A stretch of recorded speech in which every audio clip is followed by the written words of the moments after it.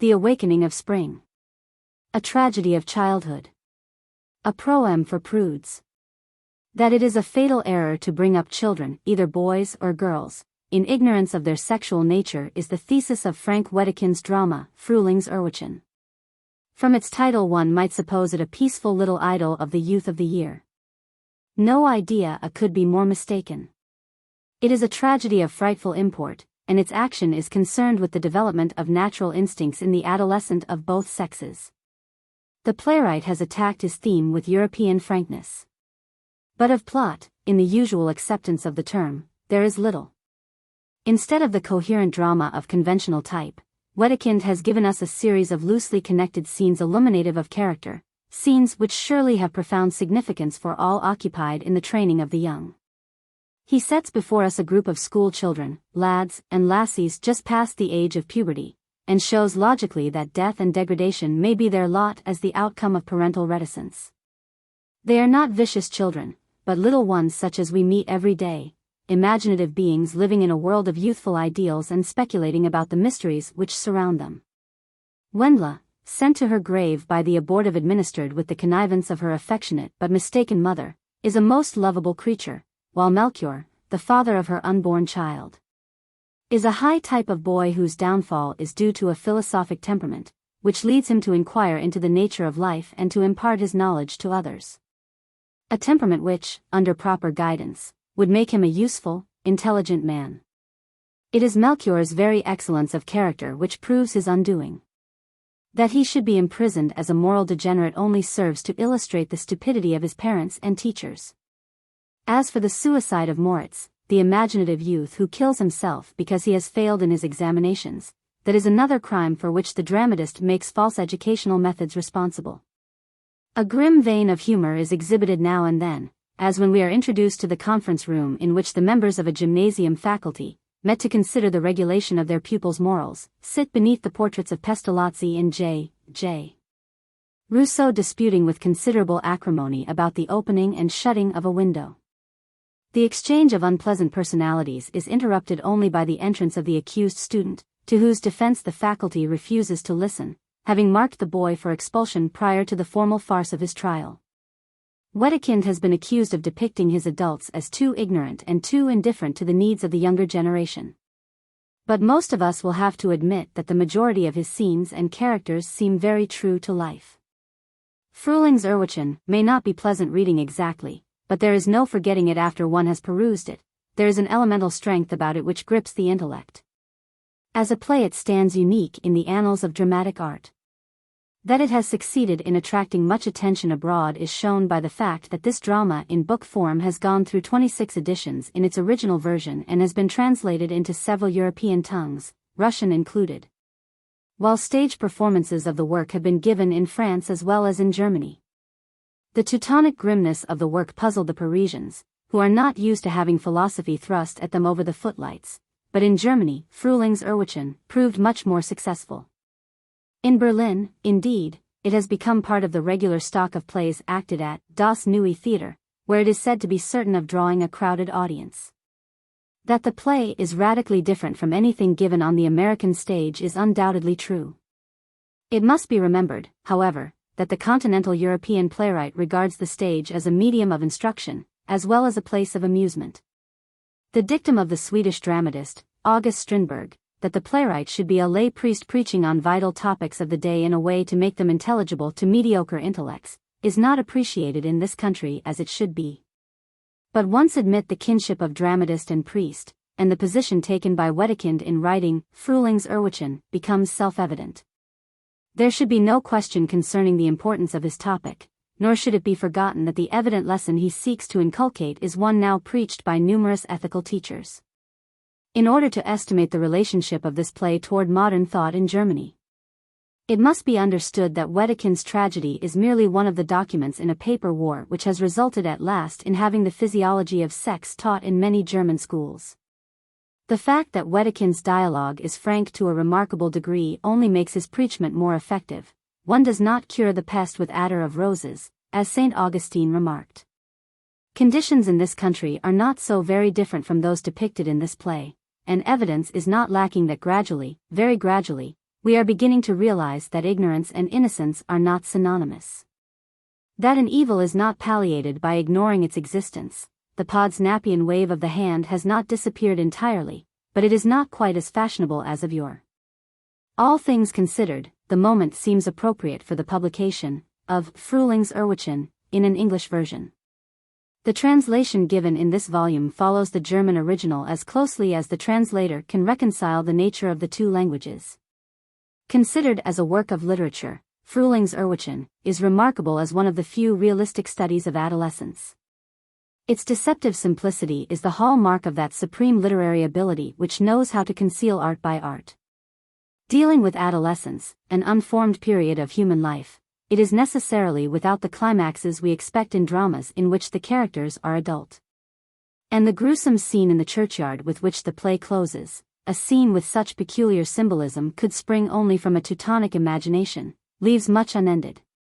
It is interesting to note, by the way, that Wedekind himself appears as the masked man when Frühlings Erwachsen is given in Berlin, a fact which gives this scene somewhat the nature of a parabasis. Frank Wedekind's name is just beginning to be heard in America. In Germany he has been recognized for some time as one of the leaders in the new art of the theater. Naturally enough, his plays are too outspoken in their realism to appeal to all his fellow countrymen. But, if certain Germans reject this mental pabulum, others become intoxicated by it, and, waxing enthusiastic with a flow of language almost Bacchic, hail Wedekind as the forerunner of a new drama, as a power destined to infuse fresh strength into the German stage. With this drink in its body, writes one admirer, the public will never more endure lyrical lemonade, nor the dregs of dramatic penury. Again, these enthusiasts compare Wedekind's work to that of the pre-Shakespearean dramatists, or even to that of the Bard of Avon himself, both of which comparisons are difficult to grasp by an English-speaking student of the British drama. Wedekind, it is true, has a habit of using the news of the day as material for plays, just as the Old English dramatists did when they wrote domestic tragedies. He has a fondness, moreover, for gruesome situations such as we can imagine appealing to the melancholy genius of Webster, but of the childlike simplicity which marks much of the Elizabethan drama there is not a particle. Certainly there is no trace of the gentle romanticism which one finds in some of the other modern German realists. Gerhard Hauptmann can turn from the grim task of dramatizing starvation, as he does in Die Weber, to indulge in the naive Christian symbolism of Hanel, or the mythological poetry of Die Versunken Glock. Even the iconoclast Strindberg writes romantically at times, and gives us something resembling Maeterlinck. But when Wedekind departs from pure realism, his fancy creates a Gothic nightmare of horrors, peopled with such terrifying creatures as the headless suicide wandering amid the graves. Wedekind's kinship to the dramatists of the domestic tragedies is shown clearly in the tragedy Musik, which deals with a phase of music study only too common in Germany. It is asserted that of the thousands of students of music in that country not 1 in 100 amounts to anything artistically, while of those who master their art not 1 in 1,000 is capable of profiting financially by it. It is this condition of affairs which gives additional importance to this recent work of Wedekind. Musik is described by the author as a depiction of morals in 4 pictures, Settengemälden vir Bildern, to each of which he has given a separate title, a method which enables him to indulge in his trick of applying a pretty, inoffensive name to a tragic subject, as he does in picture 2 of this series, which he calls Behind Swedish Curtains, and which represents the interior of a jail. The curtains to which the playwright refers are the iron bars of the prison. The central character in Musik, Clara Hunterwaddle, is a neurotic girl, whose mad love for her singing teacher has entangled her in the meshes of the legal net drawn to catch Madame Fisher, a notorious character in real life, who actively engaged the attention of the German police authorities not long ago. At the instigation of her lover, Joseph Reisner, and with money supplied by Else Reisner, Joseph's wife, Clara flees to Antwerp, only to find existence insupportable there, and to return to a life in jail which drives her to the edge of insanity. Released from imprisonment, she continues her relationship with her teacher until their association becomes public scandal, and then takes refuge in the country, intending to devote her life to her illegitimate child. The child dies, however, and there descends upon Clara what Wedekind describes as the curse of the ridiculous. In an outburst of frightful anguish she is filled with a nameless loathing of the horrible fate of being racked to death by bursts of sneering laughter, and raves in hysteria by the bedside of her dead baby. Upon this final picture Wedekind has expended his full power of biting irony.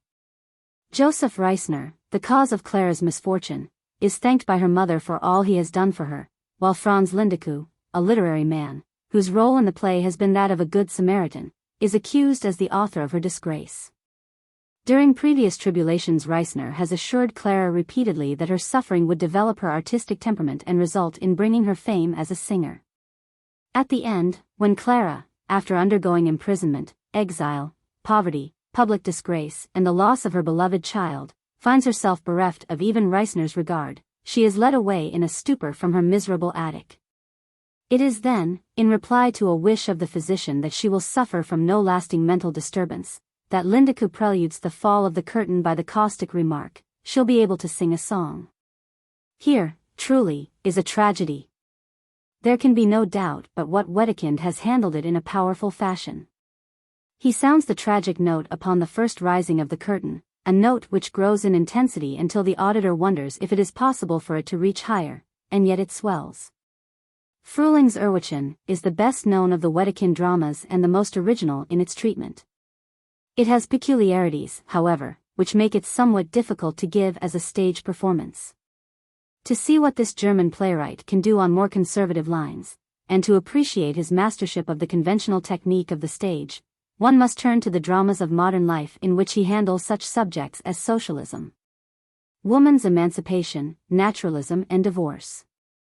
Frequently, it must be confessed, in a way which Americans refuse to tolerate upon the stage, despite their fondness for the same sort of information when supplied by the newspapers. Selecting his characters from all classes of life, Wedekind brings to their making the knowledge of life as the police reporter sees it plus the science of a skilled psychologist. There is something sardonic about his art. He does not appear to sympathize with any of his characters, but to stand outside of life making note of the foibles and failures of his fellow creatures. His irony appears in the most tragic places, and his dialogue, wrought with a cunning which requires strict attention on the part of the auditor if its subtleties would be grasped, serves Wedekind as an instrument for dissecting souls which he wields quite regardless of the mess he may make in the operating room. None knows better how to show the peculiarities of a neurotic woman, or to betray a man's weakness by a few short sentences. The demonstration is direct and thorough, and we watch it fascinated, as we might the work of a skilled vivisectionist. When the job is finished we feel convinced that Wedekind's personages are real, although many of them are not the kind we enjoy meeting in actual life. We do meet them daily, nevertheless, tolerating them chiefly by our own polite habit of ascribing imaginary virtues to those that possess them not. Take that curious comedy, Der Marquis von Keith, as an example of Wedekind's skill as a psychologist. Comedy, the author names it himself, but he might just as well have called it a tragic farce, so thoroughly has he mingled the laughable with the tragic. The protagonist of this peculiar play, the underlying tone of which has been likened musically to a dies irae written by Offenbach, is the illegitimate son of a teacher of mathematics and a gypsy troll. An adventurer who keeps on the shady side of the law, and who, despite his practical view of life in general, is an idealist in several particulars. His title of Marquis von Keith is merely a nom de guerre, and his attempts to obtain a fortune involve methods which the world acclaims as evidences of wonderful financial ability, or stigmatizes as the practices of a sharper. According to their success or failure. Resourceful, energetic, unhampered by vain regrets or restrictions of conventional morals, wasting not a moment upon a scheme which has proved unprofitable, von Keith is a forceful personage who manages to pass in Munich as a wealthy American, even when his pockets are empty and the sheriff is at the door. His own view of life is embodied in his definition of sin as the mythological symbol for bad business, and his accompanying explanation that good business can be conducted only by a person accepted by the existing order of society. In other words, von Keith is a hypocrite for revenue only, but never is deceived concerning his own personality. The play deals with von Keith's scheme to build an amusement hall, to be known as the Fairy Palace. He applies himself so sedulously that his plans are on the eve of realization, when suddenly he finds himself ousted from the management of his own enterprise by the very men he has interested in it. Now all this is comedy, of course, but Wedekind is not to be deprived of his predilection for the minor key. He introduces the tragic tone in this instance right in the final scene, when Von Keith is confronted by the dead body of his common-law wife, Molly Griefinger. In some respects this episode resembles a travesty upon the final act of Sudermann's Sodom's Ende. But it is characteristic of Wedekind that he makes Molly kill herself because she fears Von Keith's success will estrange her from her husband, and that her suicide is followed directly by the failure of Von Keith's well-laid plans, just as they seemed about to mature. It is characteristic, also, that the crowd which denounces Von Keith as the cause of Molly's death, and which threatens to do him bodily harm, is composed of tradesmen whose initial cause of discontent is to be found in the promoter's failure to pay his bills. Wedekind's certainty of touch is as much in evidence in his handling of his minor characters as it is in the portrayal of Von Keith.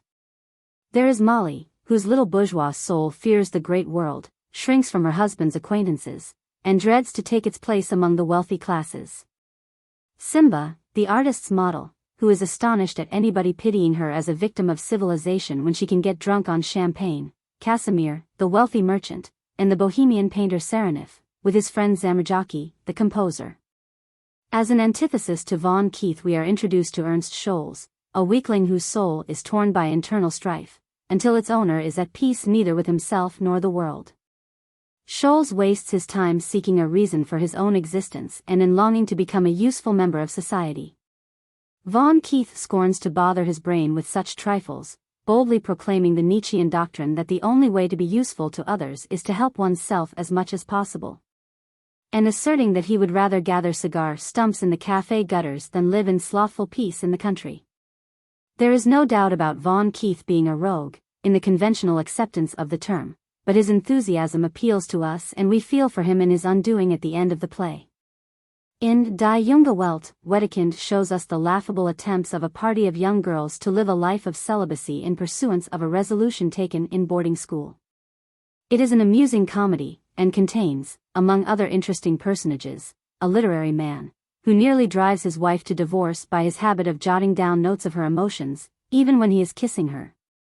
An opportunity to comment upon the German lace majesty is not neglected by Wedekind in the romantic drama, So ist das Leben, a dignified and carefully wrought work, partly in verse, which deals with the tribulations of a deposed monarch in his own country.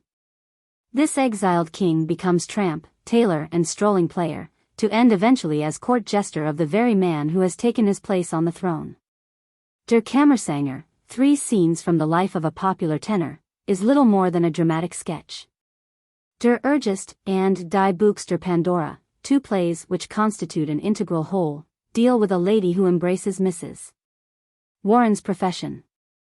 These, with Der Leibstrank and Oaha, 2 farces, with traces of real psychology, round out the total of Wedekind's dramatic works. In addition, he has indulged in verse-making and written a number of short stories somewhat in the manner of de Maupassant. One may feel at times that Wedekind's art would gain by the exercise of more restraint, but there is no denying it is a great relief from lyric lemonade. An attempt to explain symbolism is usually a dangerous matter. If a failure, it makes the one who essays the task ridiculous. If successful, it cheapens the value of the symbolism being a kind of an overtone to verbal reasoning, to which it bears much the same relationship as music does to poetry. In spite of this double danger, the translator ventures to close this review with a guess at the personality of the masked man who plays such an important part in the final scene of Frühlings Erwächen, and to whom the author has dedicated the play. To the translator, then, this mysterious personage is none other than life in its reality. Not life as seen through the fogged glasses of Melchior's pedagogues or the purblind eyes of the unfortunate mother who sends her daughter to an untimely grave. Francis J. Ziegler. June, 1909. Author's dedication. To the Masked Man. The Awakening of Spring. Act 1. Scene 1. A dwelling room. Wendla. Why have you made my dress so long, mother? Frau Bergmann. You are 14 years old today. Wendla. Had I known you were going to make my dress so long, would rather not have been 14. Frau Bergmann. The dress is not too long, Wendla. What do you want? Can I help it that my child is 2 inches taller every spring? As a grown-up maiden you cannot go about in short dresses. Wendla. At any rate, my short dress becomes me better than this nightgown. Let me wear it again, mother, only through this summer. This penitential robe will fit me just as well whether I am 15 or 14. Let's put it aside until my next birthday, now I should only tear the flounces. Frau Bergmann. I don't know what to say. I want to take special care of you just now, child. Other girls are hardy and plump at your age. You are the contrary. Who knows what you will be when the others have developed? Wendla. Who knows, possibly I shall not be at all. Frau Bergmann. Child, how do such thoughts come to you? Wendla. Don't, dear mother, don't be sad. Frau Bergmann. Kissing her. My own darling. Wendla. They come to me at night when I can't sleep. I am not made sad by them, and I believe that I sleep better after them. Is it sinful, mother, to have such thoughts? Frau Bergmann. Go hang the long dress up in the closet. Put on your short dress again, in God's name. I will put another depth of ruffles on it. Wendla. Hanging the dress in the closet. No, I would rather be 20 at once. Frau Bergmann. If only you are not too cold, the dress was long enough for you in its time, but... Wendla. Now, when summer is coming, mother, when one is a child, one doesn't catch diphtheria in one's knees. Who would be so cowardly? At my age one doesn't freeze, least of all in the legs. Would it be any better for me to be too warm, mother? Give thanks to God if some day your darling doesn't tear out the sleeves and come to you at twilight without her shoes and stockings. If I wore my long dress I should dress like an elfin queen under it. Don't scold, mother. Nobody sees it any more. Scene second. Sunday evening. Melchior. This is too tiresome for me. I won't do anything more with it. Otto. Then we others can stop, too. Have you the work, Melchior? Melchior. Keep right on playing. Moritz. Where are you going? Melchior. For a walk. George. But it's growing dark. Robert. Have you the work already? Melchior. Why shouldn't I go walking in the dark? Ernest. Central America, Louis XV, 60 verses of Homer, 7 equations. Melchior. Damn the work. George. If only Latin composition didn't come tomorrow. Moritz. One can't think of anything without a task intervening. Otto. I'm going home. George. I, too, to work. Ernest. I, too. Robert. Good night, Melchior. Melchior. Sleep well. All withdraw save Moritz and Melchior. I'd like to know why we really are on Earth. Moritz. I'd rather be a cab horse than go to school. Why do we go to school? We go to school so that somebody can examine us. And why do they examine us? In order that we may fail. 7 must fail, because the upper classroom will hold only 60. I feel so queer since Christmas. The devil take me, if it were not for Papa, I'd pack my bundle and go to Altoona today. Melchior. Let's talk of something else. They go for a walk. Moritz. Do you see that black cat there with its tail sticking up? Melchior. Do you believe in omens? Moritz. I don't know exactly. They come down to us. They don't matter. Melchior. I believe that is the Charybdis on which one runs when one steers clear of the Scylla of religious folly. Let's sit down under this beech tree. The cool wind blows over the mountains. Now I should like to be a young dryad up there in the wood to cradle myself in the topmost branches and be rocked the livelong night. Moritz. Unbutton your vest, Melchior. Melchior. Ha, how clothes make one puff up. Moritz. God knows, it's growing so dark that one can't see one's hand before one's eyes. Where are you? Do you believe, Melchior, that the feeling of shame in man is only a product of his education? Melchior. I was thinking over that for the first time the day before yesterday. It seems to me deeply rooted in human nature. Only think, you must appear entirely clothed before your best friend. You wouldn't do so if he didn't do the same thing. Therefore, it's more or less of a fashion. Moritz. I have often thought that if I have children, boys and girls, I will let them occupy the same room, let them sleep together in the same bed, if possible. Let them help each other dress and undress night and morning. In hot weather, the boys as well as the girls should wear nothing all day long but a short white woolen tunic with a girdle. It seems to me that if they grew up that way they would be easier in mind than we are under the present regulations. Melchior. I believe so decidedly, Moritz. The only question is, suppose the girls have children, what then? Moritz. How could they have children? Melchior. In that respect I believe in instinct. I believe, for example, that if one brought up a male and a female cat together, and kept both separated from the outside world, that is, left them entirely to their own devices, that, sooner or later, the she-cat would become pregnant, even if she, and the tom-cat as well, had nobody to open their eyes by example. Moritz. That might happen with animals. Melchior.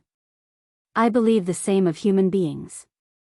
I assure you, Moritz, if your boys sleep in the same bed with the girls, and the first emotion of manhood comes unexpectedly to them, I should like to wager with anyone. Moritz. You may be right, but after all. Melchior. And when your girls reach the same age it would be the same with them. Not that the girls exactly, one can't judge that the same, certainly, at any rate, it is supposable, and then their curiosity must not be left out of account. Moritz. A question, by the way. Melchior. Well? Moritz. But you will answer? Melchior. Naturally. Moritz. Truly? Melchior. My hand on it. Now, Moritz. Moritz. Have you written your composition yet? Melchior. Speak right out from your heart. Nobody sees or hears us here. Moritz. Of course, my children will have to work all day long in yard or garden, or find their amusement in games which are combined with physical exercise. They must ride, do gymnastics, climb, and, above all things, must not sleep as soft as we do. We are weakened frightfully. I believe one would not dream if one slept harder. Melchior. From now until fall I shall sleep only in my hammock. I have shoved my bed back of the stove. It is a folding one. Last winter I dreamed once that I flogged our Lolo until he couldn't move a limb. That was the most gruesome thing I ever dreamed. Why do you look at me so strangely? Moritz. Have you experienced it yet? Melchior. What? Moritz. How do you say it? Melchior. Manhood's emotion? Moritz. M.H.M. Melchior. Certainly. Moritz. I also. Melchior. I've known that for a long while, almost for a year. Moritz. I was startled as if by lightning. Melchior. Did you dream? Moritz. Only for a little while, of legs in light blue tights, that strode over the teacher's desk. To be correct, I thought they wanted to go over it. I only saw them for an instant. Melchior. George Zerschnitz dreamed of his mother. Moritz. Did he tell you that? Melchior. Out there on the gallows road. Moritz. If you only knew what I have endured since that night. Melchior. Qualms of conscience? Moritz. Qualms of conscience? The anguish of death. Melchior. Good Lord. Moritz. I thought I was incurable. I believed I was suffering from an inward hurt. Finally I became calm enough to begin to jot down the recollections of my life. Yes, dear Melchior, the last 3 weeks have been a Gethsemane for me. Melchior. I was more or less prepared for it when it came. I felt a little ashamed of myself. But that was all. Moritz. And yet you are a whole year younger than I am. Melchior. I wouldn't bother about that, Moritz. All my experience shows that the appearance of this phantom belongs to no particular age. You know that big Lammermeyer with the straw-colored hair and the hooked nose. He is 3 years older than I am. Little Hans Rillo says Lammermeyer dreams now only of tarts and apricot preserves. Moritz. But, I ask you, how can Hans Rillo know that? Melchior. He asked him. Moritz. He asked him, I didn't dare ask anybody. Melchior. But you asked me. Moritz. God knows, yes, possibly Hans, too, has made his will. Truly they play a remarkable game with us. And we're expected to give thanks for it. I don't remember to have had any longing for this kind of excitement. Why didn't they let me sleep peacefully until all was still again? My dear parents might have had 100 better children. I came here, I don't know how, and must be responsible because I didn't stay away. Haven't you often wondered, Melchior, by what means we were brought into this world? Melchior. Don't you know that yet either, Moritz? Moritz. How should I know it? I see how the hens lay eggs, and hear that Mama had to carry me under her heart. But is that enough? I remember, too, when I was a 5-year-old child, to have been embarrassed when anyone turned up the décolleté Queen of Hearts. This feeling has disappeared. At the same time, I can hardly talk with a girl today without thinking of something indecent, and, I swear to you, Melchior, I don't know what. Melchior. I will tell you everything. I have gotten it partly from books, partly from illustrations, partly from observations of nature. You will be surprised, it made me an atheist. I told it to George Zerschnitz. George Zerschnitz wanted to tell it to Hans Rillo, but Hans Rillo had learned it all from his governess when he was a child. Moritz. I have gone through Meyer's little encyclopedia from A to Z, words, nothing but words and words. Not a single plain explanation. Oh, this feeling of shame, what good to me is an encyclopedia that won't answer me concerning the most important question in life? Melchior. Did you ever see 2 dogs running together about the streets? Moritz. No, don't tell me anything today, Melchior. I have Central America and Louis XV before me. And then the 60 verses of Homer, the 7 equations and the Latin composition. I would fail in all of them again tomorrow. To drudge successfully I must be as stupid as an ox. Melchior. Come with me to my room. In 3/4 of an hour I will have the Homer, the equations, and 2 compositions. I will put 1 or 2 harmless errors in yours, and the thing is done.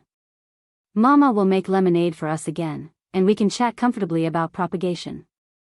Moritz. I can't chat comfortably about propagation.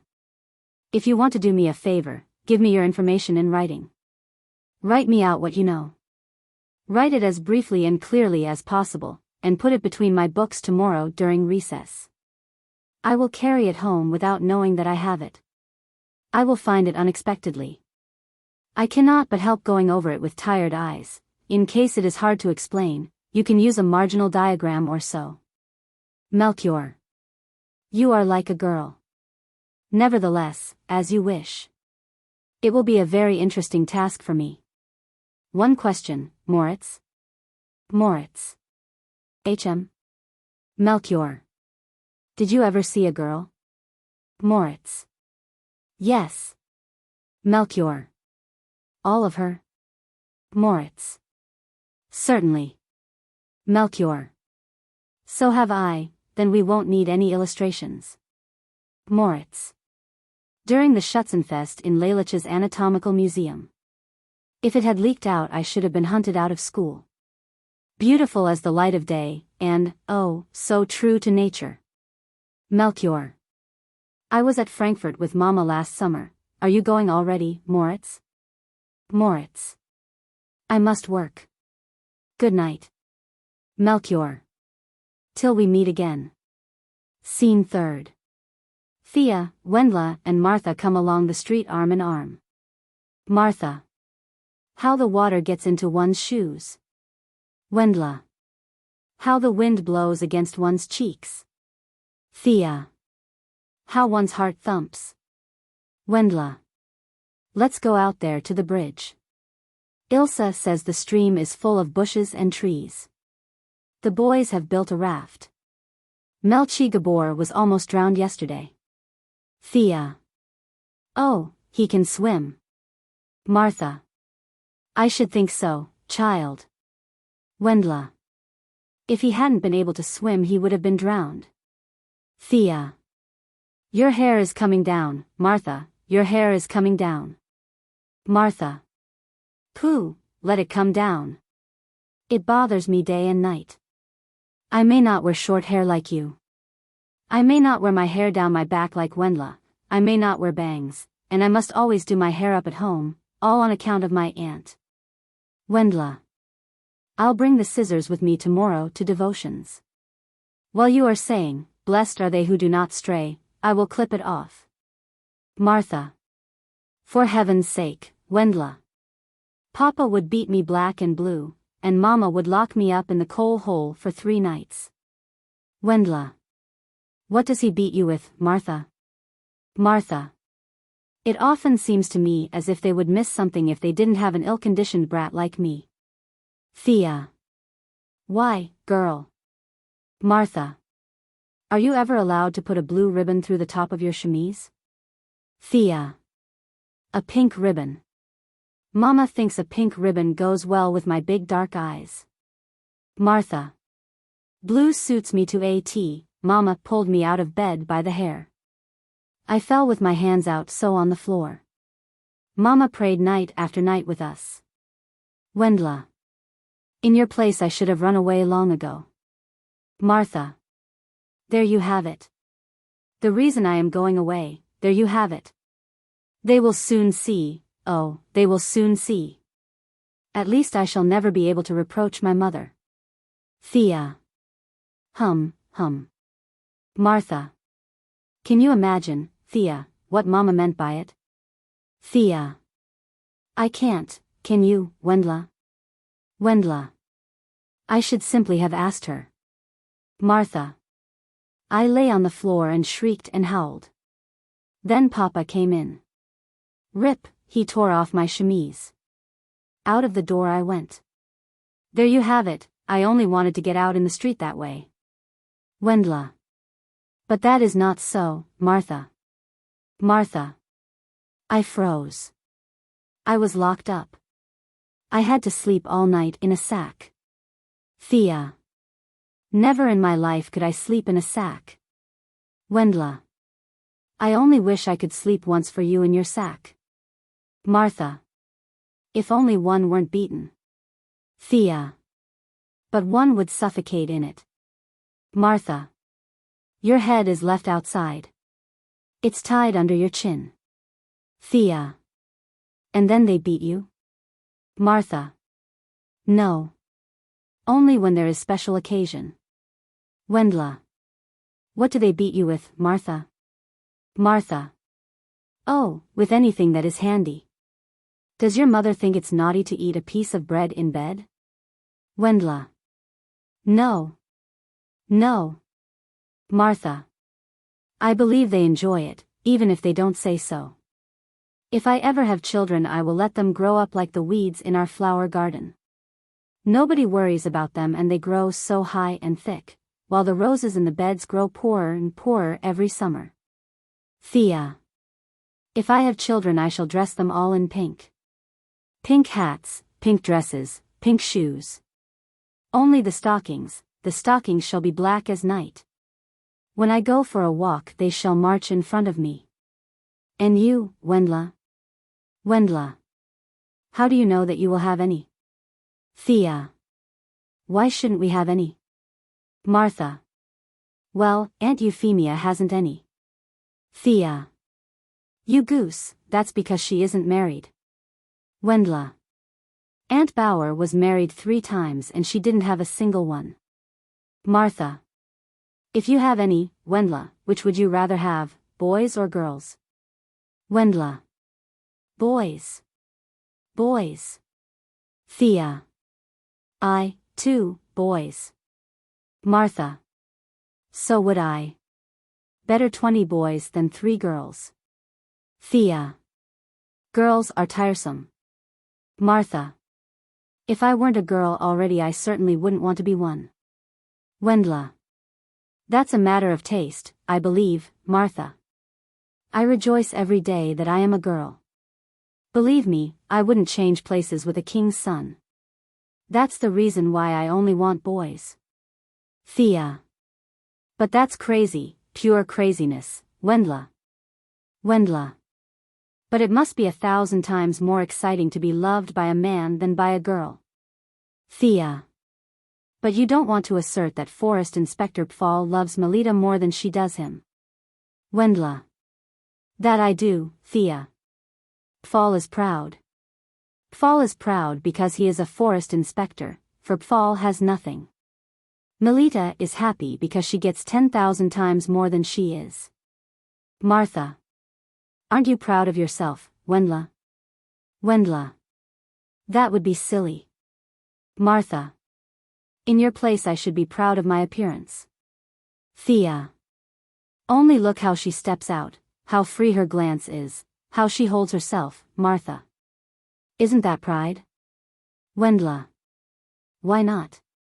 I am so happy to be a girl. If I weren't a girl I should break down the next time. Melchior passes and greets them. Thea. He has a wonderful head. Martha. He makes me think of the young Alexander going to school to Aristotle. Thea. Oh dear, Greek history. I only know how Socrates lay in his barrel when Alexander sold him the ass shadow. Wendla. He stands 3rd in his class. Thea. Professor Nachenbruch says he can be 1st if he wants. Martha. He has a beautiful brow, but his friend has a soulful look. Thea. Moritz Stiefel, he's a stupid. Martha. I've always gotten along well with him. Thea. He disgraces anybody who is with him. At Rillo's party he offered me some bonbons. Only think, Wendla, they were soft and warm. Isn't that? He said he had kept them too long in his trousers pocket. Wendla. Only think, Melchior Gabor told me once that he didn't believe anything, not in God, not in a hereafter, in anything more in this world. Scene 4th. A park in front of the grammar school. Melchior, Otto, George, Robert, Hans Rillo and Lammermeyer. Melchior. Can any of you say where Moritz Stiefel is keeping himself? George. It may go hard with him, oh, it may go hard with him. Otto. He'll keep on until he gets caught dead to rights. Lemmermeyer. Lord knows, I wouldn't want to be in his skin at this moment. Robert. What cheek! What insolence! Melchior. What do you know? George. What do we know? Now, I tell you. Lemmermeyer. I wish I hadn't said anything. Otto. So do I, God knows I do. Melchior. If you don't at once. Robert. The long and the short of it is, Moritz Stiefel has broken into the boardroom. Melchior. Into the boardroom? Otto. Into the boardroom. Right after the Latin lesson. George. He was the last. He hung back intentionally. Lemmermeyer. As I turned the corner of the corridor, I saw him open the door. Melchior. The devil take. Lemmermeyer. If only the devil doesn't take him. George. Perhaps the rector didn't take the key. Robert. Or Moritz Stiefel carries a skeleton key. Otto. That may be possible. Lemmermeyer. If he has luck, he'll only be kept in. Robert. Besides getting a demerit mark in his report. Otto. If this doesn't result in his being kicked out. Hans Rillo. There he is. Melchior. White as a handkerchief. Moritz comes in great agitation. Lemmermeyer. Moritz, what have you done? Moritz. Nothing. Robert. You're feverish. Moritz. From good fortune, from happiness, from jubilation. Otto. You were caught. Moritz. I am promoted, Melchior, I am promoted. Oh, I don't care what happens now, I am promoted. Who would have believed that I should be promoted? I don't realize it yet. I read it 20 times, I couldn't believe it. Good Lord, it's so, I am promoted. Laughing. I don't know, I feel so queer. The ground turns around. Melchior, can you realize what I've gone through? Hans Rillo. I congratulate you, Moritz, only be happy that you got away with it. Moritz. You don't know, Hans, you can't guess, what depends on it. For 3 weeks I've slunk past that door as if it were a hellish abyss. Today I saw it was ajar. I believe that if someone had offered me $1 million, nothing, oh nothing, could have held me. I stood in the middle of the room, I opened the report book, ran over the leaves, found, and during all that time, I shudder. Melchior. During all that time? Moritz. During all that time the door behind me stood wide open. How I got out, how I came down the steps, I don't know. Hans Rillo. Is Ernest Robel promoted, too? Moritz. Oh, certainly, Hans, certainly. Ernest Robel is promoted, too. Robert. Then you can't have read correctly. Counting in the dunce's stool, we, with you and Robert, make 61, and the upper classroom cannot accommodate more than 60. Moritz. I read it right enough. Ernest Robel is given as high a rating as I am, both of us have conditions to work off. During the first quarter it will be seen which of us has to make room for the other. Poor Robel, heaven knows, I'm not afraid of myself any longer. I've looked into it too deeply this time for that. Otto. I bet 5 marks that you lose your place. Moritz. You haven't anything. I won't rob you. Lord, but I'll grind from today on. I can say so now, whether you believe it or not, it's all the same now. I know how true it is. If I hadn't been promoted I would have shot myself. Robert. Boaster. George. Coward. Otto. I'd like to see you shoot yourself. Lemmermeyer. Box his ears. Melchior. Gives him a cuff. Come, Moritz, let's go to the forester's house. George. Do you believe his nonsense? Melchior. What's that to you? Let them chatter, Moritz. Come on, let's go to town. Professors Hungergert and Nachenbruch pass by. Nachenbruch. It is inexplicable to me, my dear colleague, how the best of my scholars can fail the very worst of all. Hungergert. To me, also, Professor. Scene 5th. A sunny afternoon, Melchior and Wendla meet each other in the wood. Melchior. Is it really you, Wendla? What are you doing up here all alone? For 3 hours I've been going from one side of the wood to the other without meeting a soul, and now you come upon me out of the thickest part of it. Wendla. Yes, it's I. Melchior. If I didn't know you were Wendla Bergmann, would take you for a dryad, fallen out of your tree. Wendla. No, I am Wendla Bergmann. How did you come here? Melchior. I followed my thoughts. Wendla. I'm hunting Waldmeister. Mama wants to make Mabel.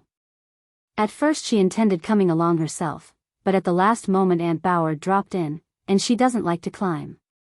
So I came by myself. Melchior. Have you found your Waldmeister? Wendla. A whole basketful. Down there under the beech it grows as thick as meadow clover. Just now I am looking for a way out. I seem to have lost the path. Can you tell me what time it is? Melchior. Just a little after 4:30. When do they expect you? Wendla. I thought it was later. I lay dreaming for a long time on the moss by the brook. The time went by so fast, I feared it was already evening. Melchior. If nobody is waiting for you, let us linger here a little longer. Under the oak tree there is my favorite place. If one leans one's head back against the trunk and looks up through the branches at the sky, one becomes hypnotized. The ground is warm yet from the morning sun. For weeks I've been wanting to ask you something, Wendla. Wendla. But I must be home at 5 o'clock. Melchior. We'll go together, then. I'll take the basket and we'll beat our way through the bushes, so that in 10 minutes we'll be on the bridge. When one lies so, with one's head in one's hand, one has the strangest thoughts. Both lie down under the oak. Wendla. What do you want to ask me, Melchior? Melchior. I've heard, Wendla, that you visit poor people's houses. You take them food and clothes and money also. Do you do that of your own free will, or does your mother send you? Wendla. Mother sends me mostly. They are families of day laborers that have too many children. Often the husband can't find work and then they freeze and go hungry. We have a lot of things which were laid away long ago in our closets and wardrobes and which are no longer needed. But how did you know it? Melchior. Do you go willingly or unwillingly, when your mother sends you? Wendla. Oh, I love to go. How can you ask? Melchior. But the children are dirty, the women are sick, the houses are full of filth, the men hate you because you don't work. Wendla. That's not true, Melchior. And if it were true, I'd go just the same. Melchior. Why just the same, Wendla? Wendla. I'd go just the same. It would make me all the happier to be able to help them. Melchior. Then you go to see the poor because it makes you happy? Wendla. I go to them because they are poor. Melchior. But if it weren't a pleasure to you, you wouldn't go? Wendla. Can I help it that it makes me happy? Melchior. And because of it you expect to go to heaven. So it's true, then, that which has given me no peace for a month past. Can the covetous man help it that it is no pleasure to him to go to see dirty sick children? Wendla. Oh, surely it would give you the greatest pleasure. Melchior. And, therefore, he must suffer everlasting death. I'll write a paper on it and send it to Pastor Kalbach. He is the cause of it. Why did he fool us with the joy of good works? If he can't answer me I won't go to Sunday school any longer and won't let them confirm me. Wendla. Why don't you tell your trouble to your dear parents? Let yourself be confirmed, it won't cost you your head. If it weren't for our horrid white dresses and your long trousers one might be more spiritual. Melchior. There is no sacrifice. There is no self-denial. I see the good rejoice in their hearts, I see the evil tremble and groan, I see you, Wendla Bergmann, shake your locks and laugh while I am as melancholy as an outlaw. What did you dream, Wendla, when you lay in the grass by the brook? Wendla. Foolishness, nonsense. Melchior. With your eyes open? Wendla. I dreamed I was a poor beggar girl, who was turned out in the street at 5 o'clock in the morning. I had to beg the whole long day in storm and bad weather from rough, hard-hearted people. When I came home at night, shivering from hunger and cold, and without as much money as my father coveted, then I was beaten. Melchior. I know that, Wendla. You have the silly children's stories to thank for that.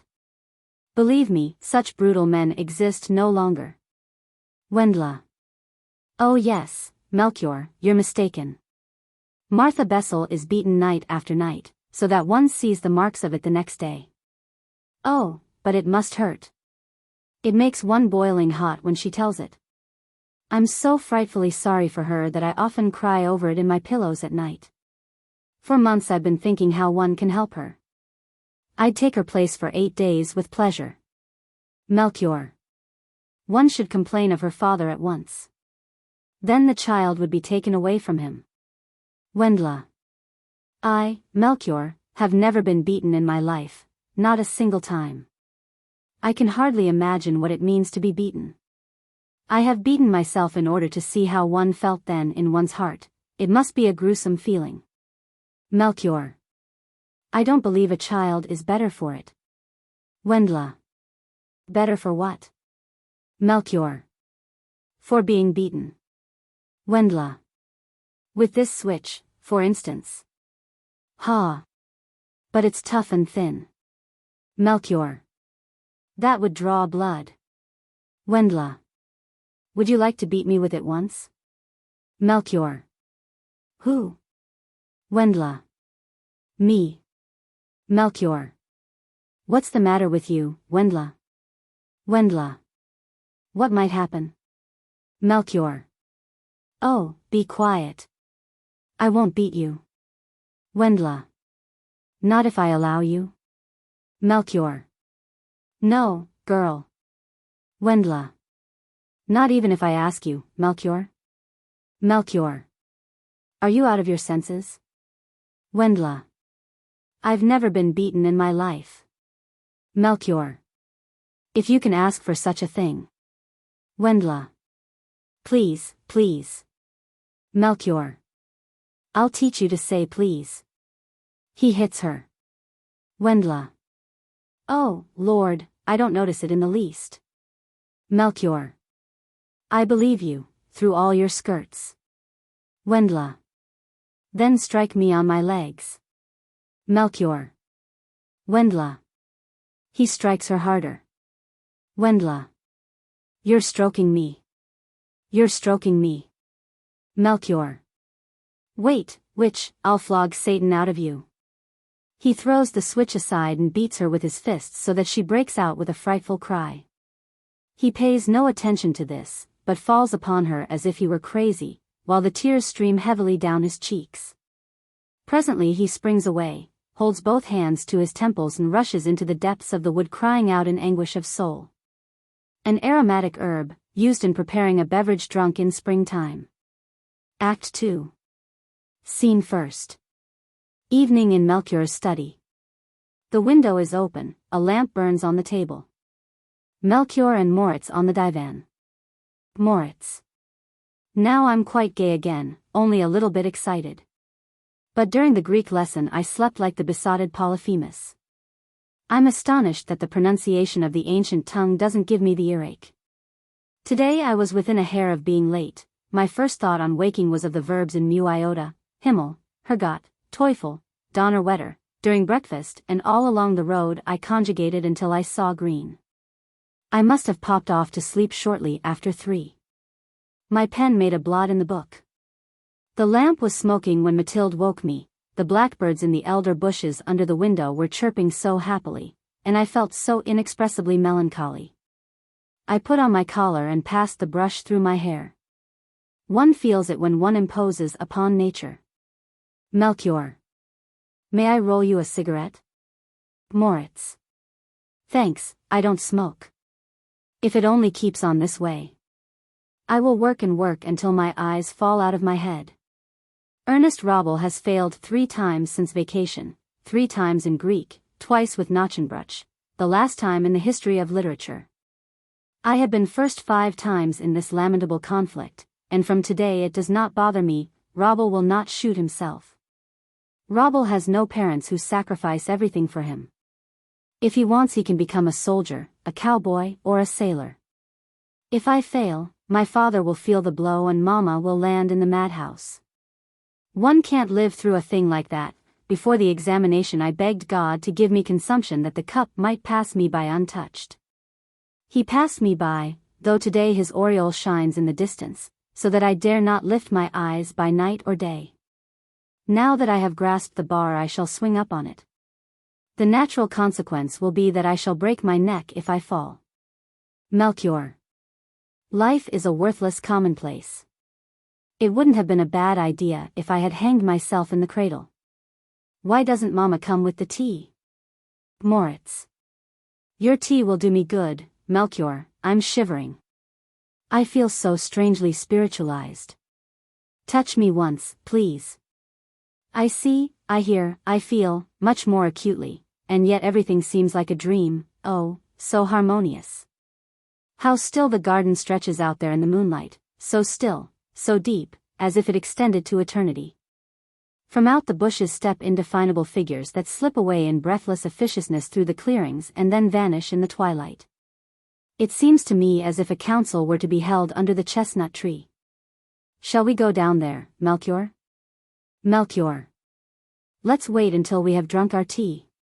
Moritz. The leaves whisper so busily. It's just as if I heard my dead grandmother telling me the story of the queen without a head. There was once a wonderfully beautiful queen, beautiful as the sun, more beautiful than all the maidens in the country. Only, unfortunately, she came into the world without a head. She could not eat, not drink, not kiss. She could only communicate with her courtiers by using her soft little hand. With her dainty feet she stamped declarations of war and orders for executions. Then, one day, she was besieged by a king, who, by chance, had two heads, which, year in and year out, disputed with one another so violently that neither could get a word in edgewise. The court conjurer-in-chief took off the smallest of these heads and set it upon the queen's body. And, behold, it became her extraordinarily well. Therefore, the king and the queen were married, and the two heads disputed no longer, but kissed each other upon the brow, the cheeks, and the mouth, and lived thereafter through long, long years of joy and peace. Delectable nonsense. Since vacation I can't get the headless queen out of my mind. When I see a pretty girl, I see her without a head, and then presently, I, myself appear to be the headless queen. It is possible that someone may be set over me yet. Frau Gabor comes in with the steaming tea, which she sets before Melchior and Moritz on the table. Frau Gabor. Here, children, here's a mouthful for you. Good evening, Herr Stiefel, how are you? Moritz. Thank you, Frau Gabor. I'm watching the dance down there. Frau Gabor. But you don't look very good, don't you feel well? Moritz. It's not worth mentioning.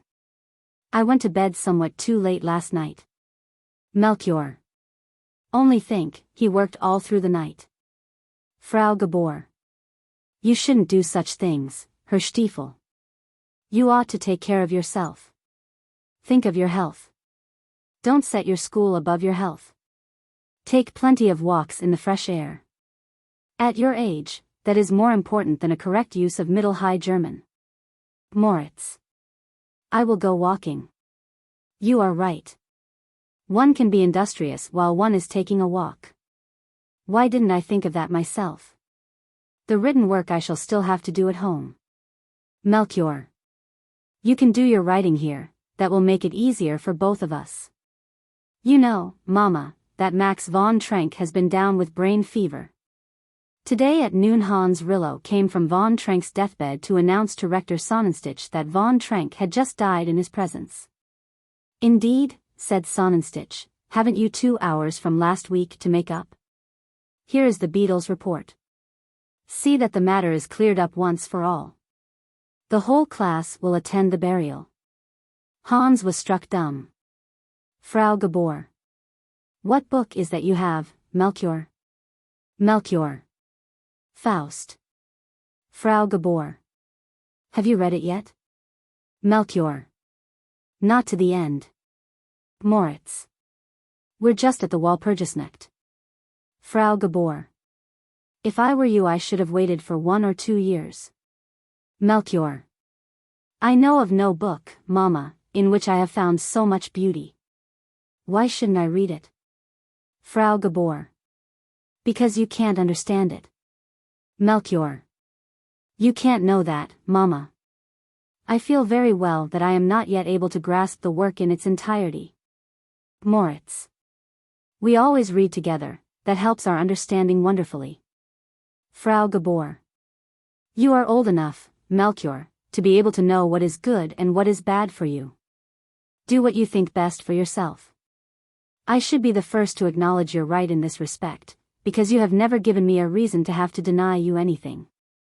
I only want to warn you that even the best can do one harm when one isn't ripe enough in years to receive it properly. I would rather put my trust in you than in conventional educational methods. If you need anything, children, you, Melchior, come up and call me. I shall be in my bedroom. Exit. Moritz. Your mama means the story of Gretchen. Melchior. Weren't we discussing it just a moment ago? Moritz. Faust himself cannot have deserted her in cold blood. Melchior. The masterpiece does not end with this infamous action. Faust might have promised the maiden marriage, he might have forsaken her afterwards, but in my eyes he would have been not a hair less worthy of punishment. Gretchen might have died of a broken heart for all I care. One sees how this attracts the eyes continually, one might think that the whole world turned on sex. Moritz. To be frank with you, Melchior, I have almost the same feeling since I read your explanation. It fell at my feet during the first vacation days. I was startled. I fastened the door and flew through the flaming lines as a frightened owl flies through a burning wood. I believe I read most of it with my eyes shut. Your explanation brought up a host of dim recollections, which affected me as a song of his childhood affects a man on his deathbed when heard from the lips of another. I felt the most vehement pity over what you wrote about maidens. I shall never lose that sensation. Believe me, Melchior, to suffer a wrong is sweeter than to do a wrong. To be overcome by such a sweet wrong and still be blameless seems to me the fullness of earthly bliss. Melchior. I don't want my bliss as alms. Moritz. But why not? Melchior. I don't want anything for which I don't have to fight. Moritz. Is it enjoyable then, Melchior? The maiden's enjoyment is as that of the holy gods. The maiden controls herself, thanks to her self-denial. She keeps herself free from every bitterness until the last moment, in order that she may see the heavens open over her in an instant. The maiden fears hell even at the moment that she perceives a blooming paradise. Her feeling is as pure as a mountain spring. The maiden holds a cup over which no earthly breath has blown as yet. A nectar chalice, the contents of which is spilled when it flames and flares. The enjoyment that the man finds in that, I think, is insipid and flat. Melchior.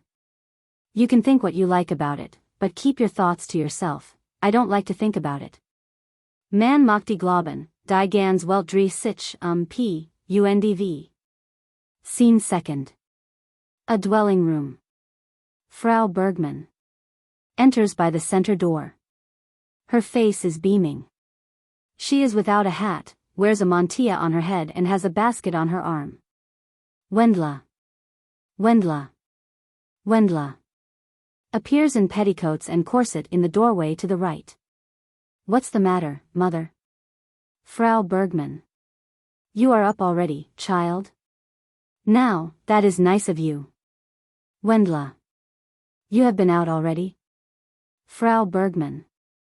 Get dressed quickly, you must go down to INA's at once. You must take her this basket. Wendla. Dressing herself during the following conversation. You have been to INA's, how is Ina, is she ever going to get better? Frau Bergmann. Only think, Wendla, last night the stork paid her a visit and brought her a little baby boy. Wendla. A little boy, oh, that's lovely, that's the cause of that tedious influenza.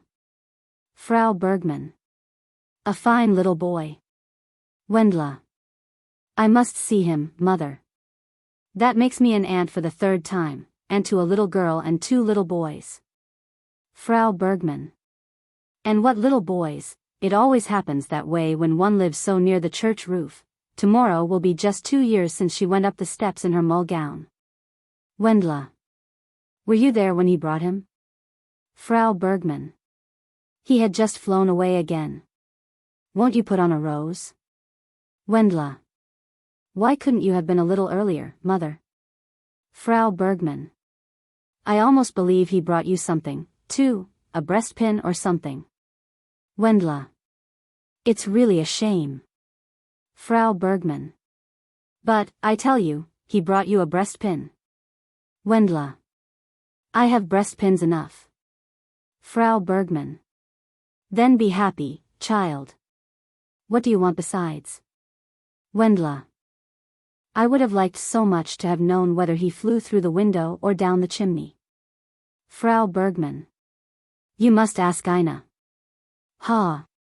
You must ask Ina that, dear heart. Ina will tell you that fast enough. Ina talked with him for a whole half-hour. Wendla. I will ask Ina when I get there. Frau Bergmann. Now don't forget, sweet angel. I'm interested myself to know if he came in through the window or by the chimney. Wendla. Or hadn't I better ask the chimney sweep? The chimney sweep must know best whether he flew down the chimney or not. Frau Bergmann. Not the chimney sweep, child, not the chimney sweep. What does the chimney sweep know about the stork? He'd tell you a lot of foolishness he didn't believe himself. What are you staring at down there in the street? Wendla. A man, mother, 3 times as big as an ox, with feet like steamboats. Frau Bergmann. Rushing to the window. Impossible. Impossible. Wendla. At the same time. He holds a bedslat under his chin and fiddles Die Wacht am Rhein on it. There, he's just turned the corner. Frau Bergmann. You are, and always will be a foolish child. To frighten your old simple mother that way, go get your hat. I wonder when you will understand things. I've given up hope of you. Wendla. So have I, mother dear, so have I.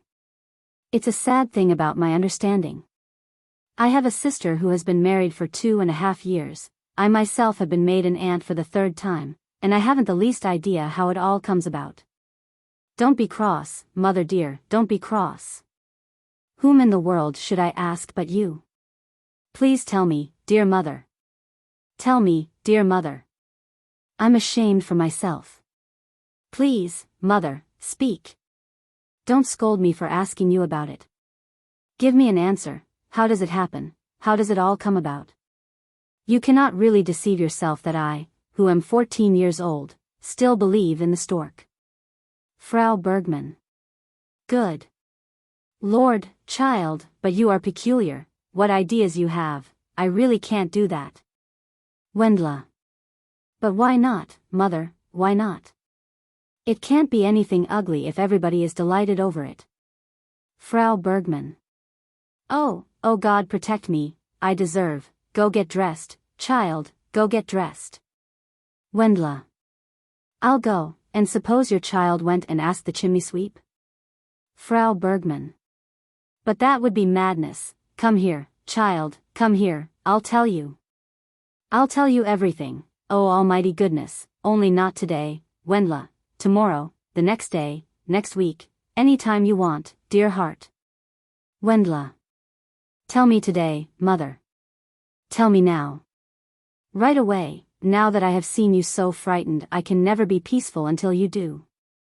Frau Bergmann. I can't do it, Wendla. Wendla. Oh, why can't you, mother dear? I will kneel here at your feet and lay my head in your lap. You can cover my head with your apron and talk, as if you were entirely alone in the room.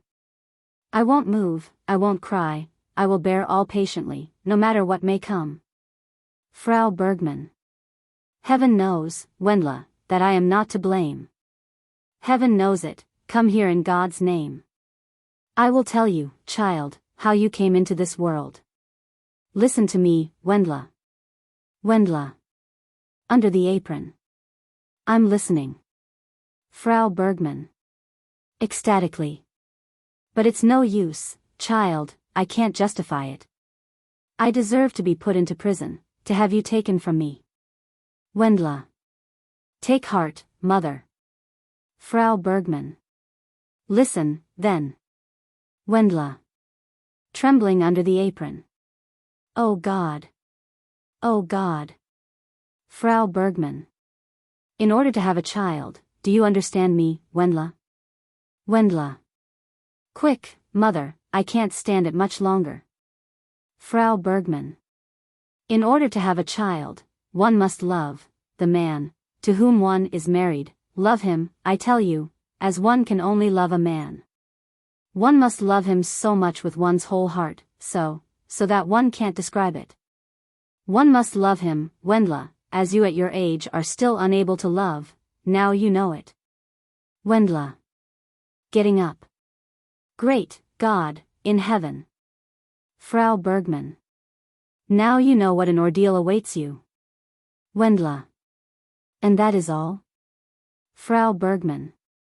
As true as God helps me, take your basket now and go to Ina. You will get chocolate and cakes there. Come, let's look you over, the laced shoes, the silk gloves, the sailor blouse, the rose in your hair. Your dress is really becoming much too short for you, Wendla. Wendla. Did you get meat for lunch, mother? Frau Bergmann. The good God protect and bless you. I will find an opportunity to add a handbreadth of flounces to the bottom. Scene third. Hans Rillo. With a light in his hand, fastens the door behind him and opens the lid. Have you prayed tonight, Desdemona? He takes a reproduction of the Venus of Palma Vecchio from his bosom. Thou wilt not appear to me after the Our Father, darling, as in that moment of anticipated bliss when I saw thee contemplatively expectant of someone's coming, lying in Jonathan Schlesinger's shop window, just as enticing as thou art now. With these supple limbs, these softly arched hips, these plump, youthful breasts. Oh, how intoxicated with joy the great master must have been when his glance strayed over the 14-year-old original stretched out upon the divan. Wilt thou not visit me for a while in my dreams? I will receive thee with widely open arms and will kiss thee until thou art breathless. Thou drawest me onward as the enchanted princess in her deserted castle. Portals and doors open themselves as if by an unseen hand, while the fountain in the park below begins to splash joyously. It is the cause, it is the cause. The frightful beating in my breast shows thee that I do not murder thee from frivolous emotion. The thought of my lonely nights is strangling me. I swear to thee, child, on my soul, that it is not satiety which rules me. Who could ever boast of being satiated of thee? But thou suckest the marrow from my bones, thou bendest my back, thou robbest my youthful eyes of their last spark of brilliancy. Thou art so arrogant toward me in thy inhuman modesty, so galling with thy immovable limbs, thou or I. And I have won the victory. Suppose I count them, all those who sleep, with whom I have fought the same battle here, Psyche by Thuman, another bequest from the spindle-shanked Mademoiselle Angelique, that rattlesnake in the paradise of my childhood, Io by Correggio. Galathea by Loso, then a Cupid by Bouguereau, Ada by J. Van Beers, that Ada whom I had to abduct from a secret drawer in Papa's secretary in order to incorporate in my harem. A trembling, modest Leda by Macart, whom I found by chance among my brother's college books. 7. Thou blooming candidate for death, have preceded thee upon this path to Tartarus. Let that be a consolation unto thee, and seek not to increase my torments at this enormity by that fleeting look. Thou deest not for thy sins, thou deest on account of mine. As protection against myself I go to my 7th wife murder with a bleeding heart. There is something tragic in the role of Bluebeard. I believe the combined sufferings of his murdered wives did not equal the torments he underwent each time he strangled one of them. But my thoughts will become more peaceful, my body will strengthen itself, when thou little devil, residest no longer in the red satin padding of my jewel case.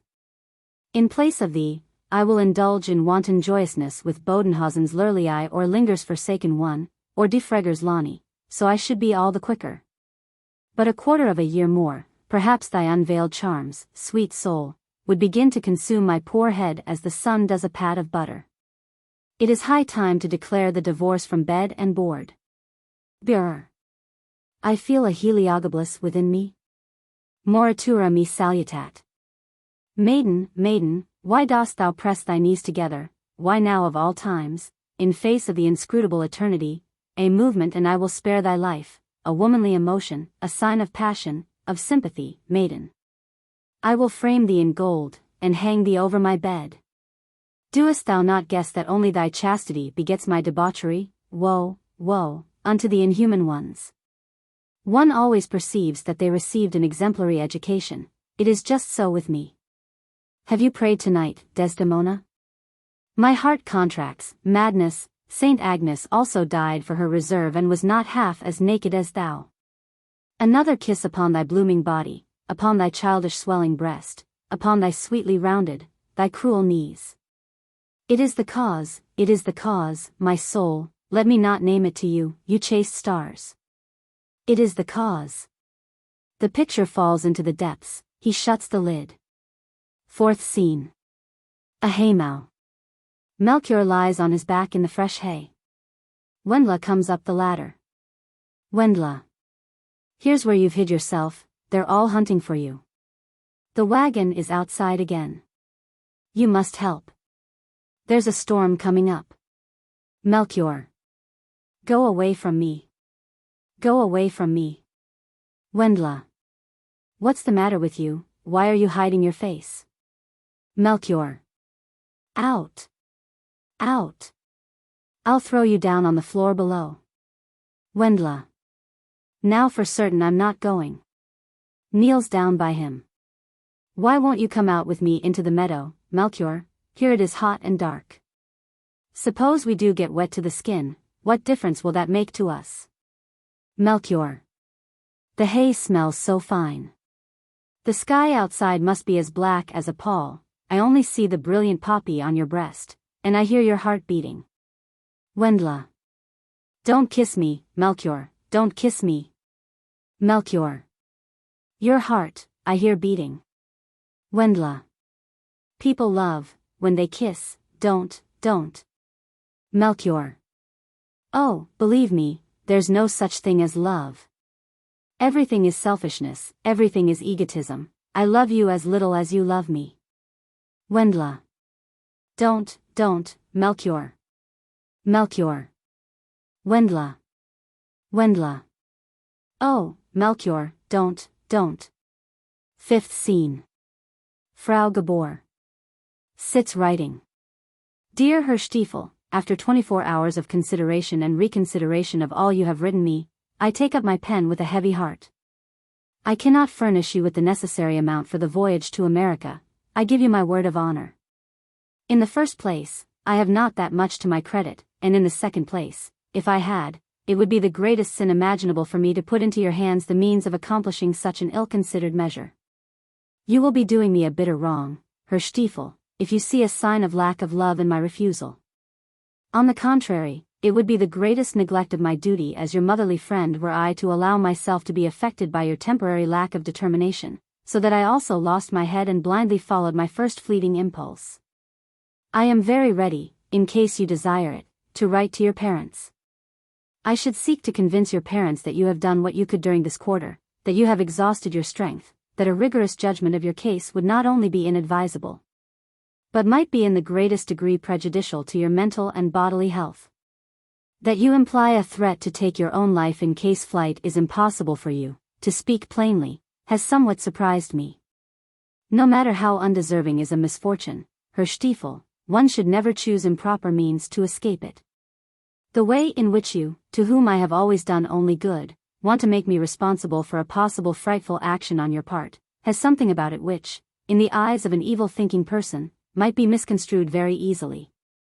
I must confess that this outbreak of yours, you who know so well what one owes to oneself, is the last thing for which I was prepared.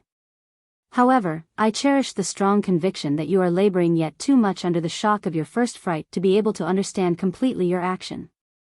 And, therefore, I hope with confidence that these words of mine will find you already in better spirits. Take up the matter as it stands. In my opinion, it is unwise to judge a young man by his school record. We have too many examples of bad students becoming distinguished men, and, on the other hand, of brilliant students not being at all remarkable in life. At any rate, I can assure you that your misfortune, as far as it lies with me, shall make no difference in your association with Melchior. On the contrary, it will afford me the greatest pleasure to see my son going with a young man who, let the world judge him as it will, is able to win my fullest sympathy. And, therefore, hold your head high, Herr Stiefel. Such a crisis as this comes to all of us and will soon be surmounted. If all of us had recourse to dagger or poison in such cases, there would soon be no men left in the world. Let me hear from you right soon again, and accept the heartfelt greetings of your unchanged motherly friend, Fanny G. Scene 6. Bergmann's garden in the morning sunlight. Wendla. Why have you slipped out of the room, to hunt violets? Because mother seems to laugh at me. Why can't you bring your lips together any more? I don't know. Indeed, I don't know, I can't find words. The path is like a velvet carpet, no pebbles, no thorns. My feet don't touch the ground. Oh, how I slept last night. Here they are. I become as grave as a nun at communion. Sweet violets, peace, little mother, I will put on my long dress. Oh God, if somebody would come upon whose neck I could fall and tell. Scene 7. Evening twilight. Light clouds in the sky. The path straggles through low bushes and coarse grass. The flow of the stream is heard in the distance. Moritz. Better and better. I am not fit. Another may be able to climb to the top.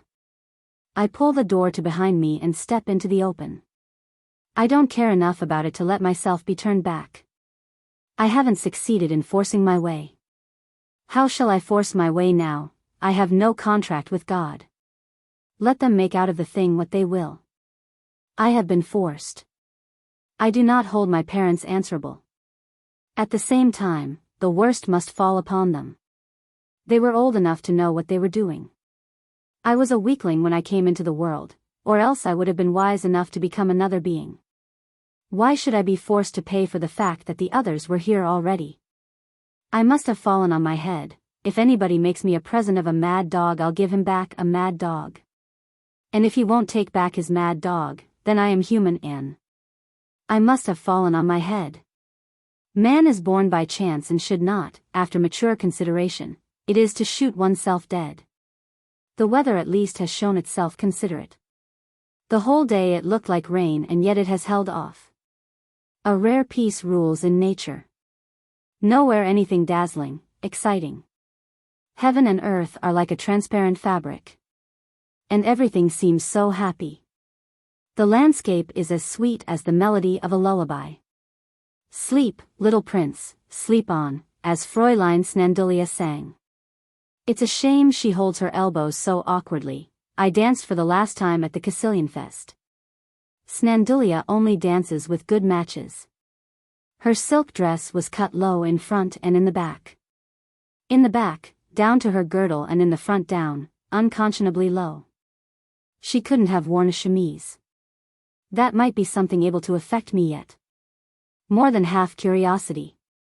It must be a wonderful sensation, a feeling as if one were being carried through the rapids. I should never tell anybody that I was experiencing something untried before. I would act as if I had done it all.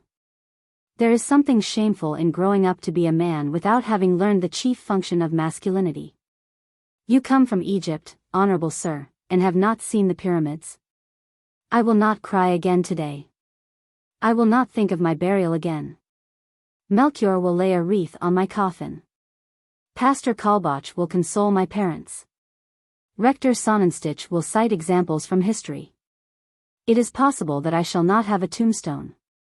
I had wanted a snow-white marble urn on a pedestal of black syenite. Thank God, I shall not miss them. Monuments are for the living, not for the dead. I should need a whole year to say farewell to everything in my thoughts. I will not cry again. I am so happy to be able to look back without bitterness. How many beautiful evenings I have passed with Melchior, under the osiers, at the forester's house, on the highway where the 5 lindens stand. On the Schlossberg, among the restful ruins of the Runenberg. When the hour comes, I will think with all my might of whipped cream. Whipped cream doesn't stay firm. It falls and leaves a pleasant aftertaste. I had thought men were infinitely worse. I haven't found one who didn't want to do his best. Many have suffered with me on my own account. I wander to the altar like the ancient Etrurian youth whose dying rattle bought his brother's prosperity for the coming year. I experience bit by bit the mysterious awe of liberation. I sob with sorrow over my lot. Life has turned its cold shoulder to me. I see earnest, friendly glances luring me there in the distance, the headless queen, compassion awaiting me with open arms. Your commands concern minors. I carry my free ticket in myself. If the shell sinks, the butterfly flits from it, the delusion no longer holds. You should drive no mad bargain with the swindle. The mists close in, life is bitter on the tongue. Ilsa. In torn clothing, a bright cloth about her head, grabs him by the shoulder from behind. What have you lost? Moritz. Ilsa. Ilsa. What are you hunting here? Moritz. Why did you frighten me so? Ilsa. What are you hunting, what have you lost? Moritz. Why did you frighten me so fearfully? Ilsa. I'm coming from town. I'm going home. Moritz. I don't know what I've lost. Ilsa. Then seeking won't help you. Moritz. Sacrament. Ilsa. I haven't been home for 4 days. Moritz. Restless as a cat. Ilsa. Because I have on my dancing slippers, mother will make eyes, come to our house with me. Moritz. Where have you been strolling again? Ilsa. With the Priapia. Moritz. Priapia? Ilsa. With Knoll, with Ferendorf, with Podinsky, with Lenz, Rank, Spuler, with all of them possible. Cling, things were lively. Moritz. Do they paint you? Ilsa. Ferendorf painted me as a pillar saint. I am standing on a Corinthian capital. Ferendorf, I tell you, is a gibbering idiot. The last time, I trod on one of his tubes. He wiped his brush on my hair. I fetched him a box on the ear. He threw his palette at my head. I upset the easel. He chased me all about the studio, over divans, tables and chairs, with his maulstick. Behind the stove stood a sketch, "Be good or I'll tear it." He swore amnesty, and then kissed me promptly and frightfully, I tell you. Moritz. Where do you spend the night when you stop in town? Ilsa. Yesterday we were at Knoll's. The day before with Bojokwich, Sunday with Oikonomopoulos. We had champagne at Podinsky's. Valabrigas had sold his Woman Dead of the Pest. Adular drank out of the ash-tray. Lenz sang that child's murderer, and Adular pounded the guitar out of shape. I was so drunk they had to put me to bed. Do you go to school yet, Moritz? Moritz. No, I take my leave of it this quarter. Ilsa. You are right. How time passes when one earns money. Do you remember how we used to play robbers, Wendla Bergmann and you and I and the others, when you used to come out in the evening and drink warm goat's milk at our house? What is Wendla doing? I haven't seen her since the flood. What is Gabor doing? Does he seem as deep thinking as ever? We used to stand opposite each other during singing. Moritz. He philosophizes. Ilsa. Wendla came to see us a while ago and brought mother some presents. I sat that day for Isidor Landauer. He needed me for the Holy Mary, the Mother of God, with the Christ child. He is a ninny and disagreeable. Who, like a weathercock. Have you a katzenjammer? Moritz. From last night, we soaked like hippopotami. I staggered home at 5 o'clock. Ilsa. One need only to look at you. Were there any girls there? Moritz. Arabella, the beer nymph, an Andalusian. The landlord let all of us spend the whole night alone with her. Ilse. One only need look at you, Moritz. I don't know what a Katzenjammer's like. During the last carnival I went 3 days and 3 nights without going to bed or taking my clothes off. From the ball to the cafe, noon at Bella Vista, evenings, tingle-tangle, night to the ball. Lena was there, and the fat Viola. The third night Heinrich found me. Moritz. Had he been looking for you? Ilse. He tripped over my arm. I lay senseless in the snow in the street. That's how I went with him. For 14 days I didn't leave his lodgings, a dreadful time. In the morning I had to throw on his Persian nightgown and in the evening go about the room in the black costume of a page, white lace ruffles at my neck, my knees, and my wrists. Every day he photographed me in some new arrangement, once on the sofa as Ariadne, once as Leda, once as Ganymede, once on all fours as a feminine Nebuchadnezzar. Then he longed for murder, for shooting, suicide and coal gas. Early in the morning he brought a pistol into bed, loaded it full of shot and put it against my breast.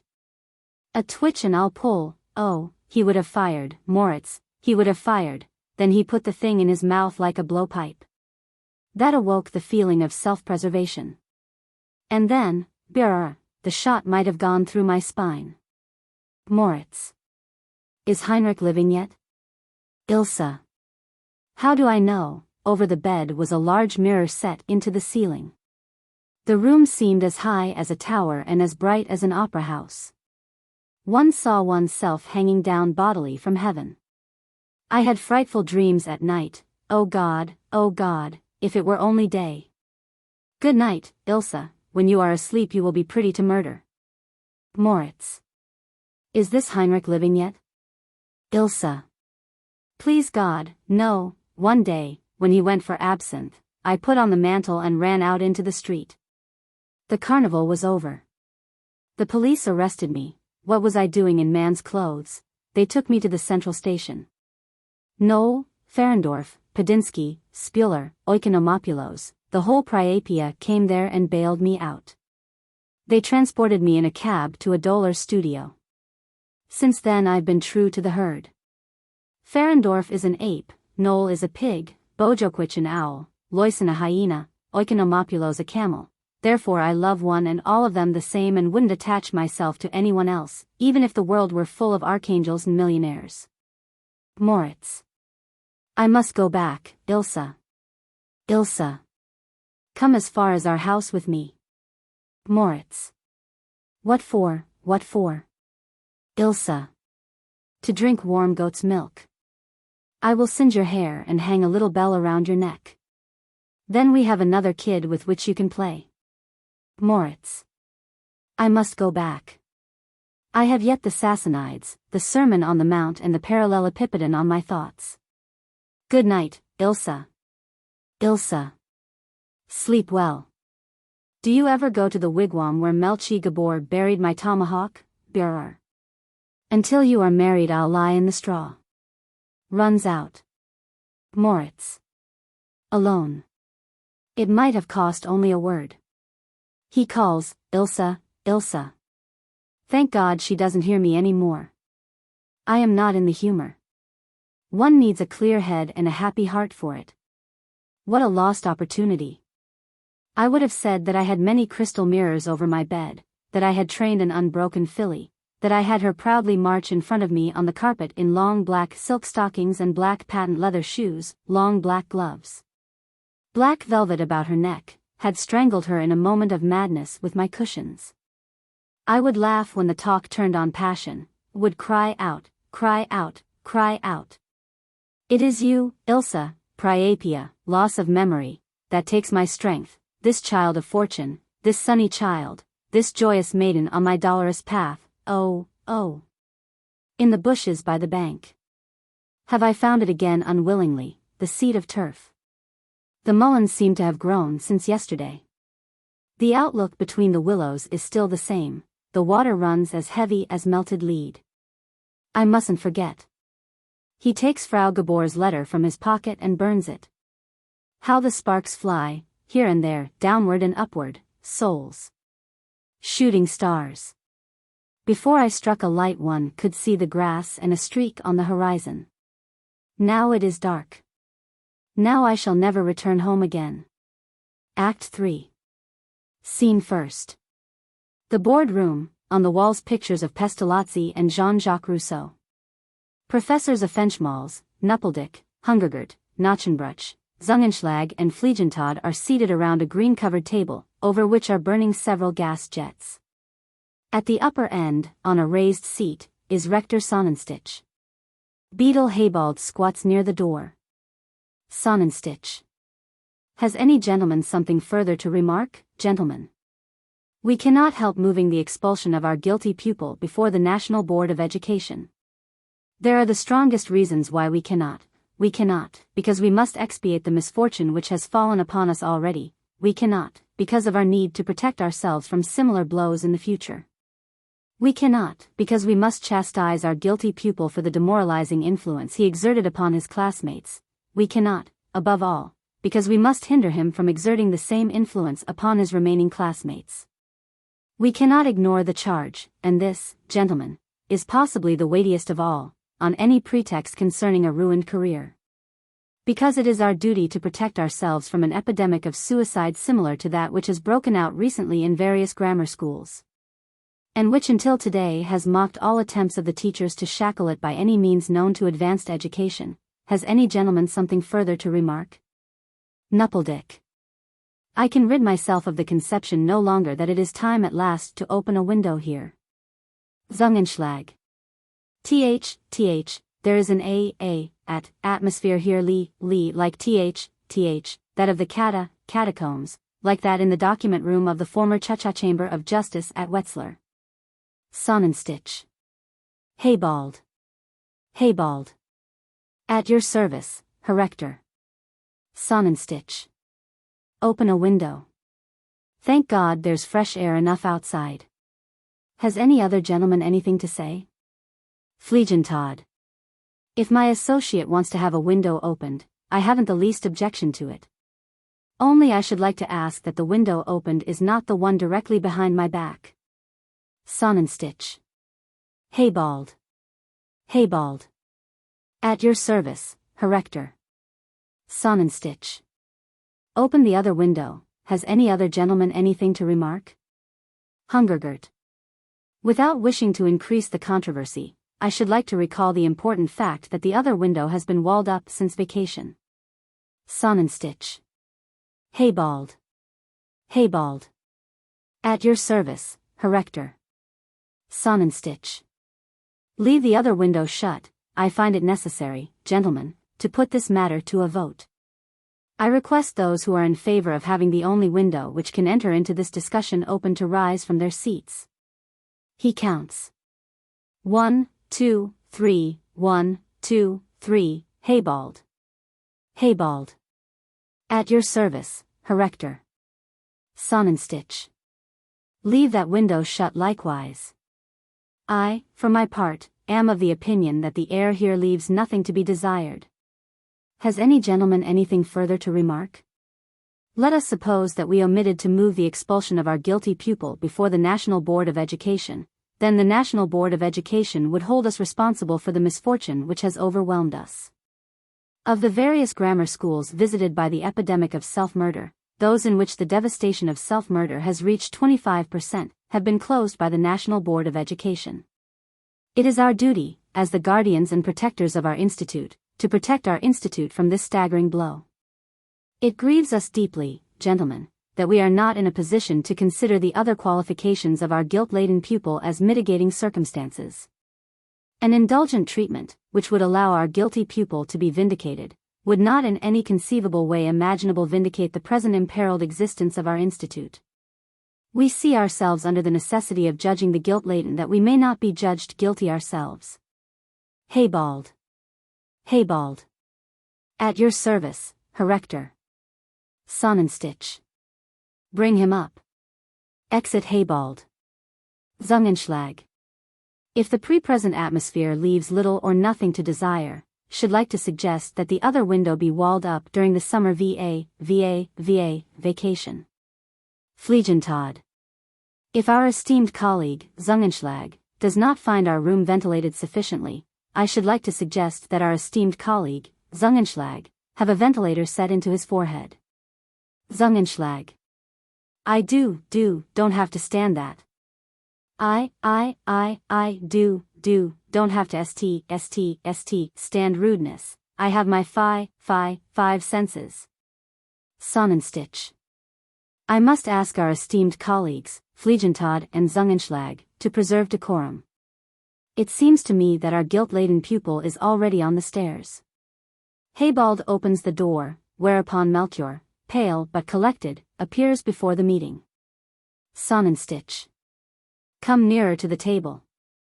After Herr Stiefel became aware of the profligate deed of his son, the distracted father searched the remaining effects of his son Moritz, hoping if possible, to find the cause of the abominable deed, and discovered among them, in an unexpected place, a manuscript, which, while it did not make us understand the abominable deed, threw an unfortunate and sufficient light upon the moral disorder of the criminal. This manuscript, in the form of a dialogue entitled The Nuptial Sleep, illustrated with life-size pictures full of shameless obscenity, has 20 pages of long explanations that seek to satisfy every claim a profligate imagination can make upon a lewd book. Melchior. I have. Sonnenstich. You have to keep quiet.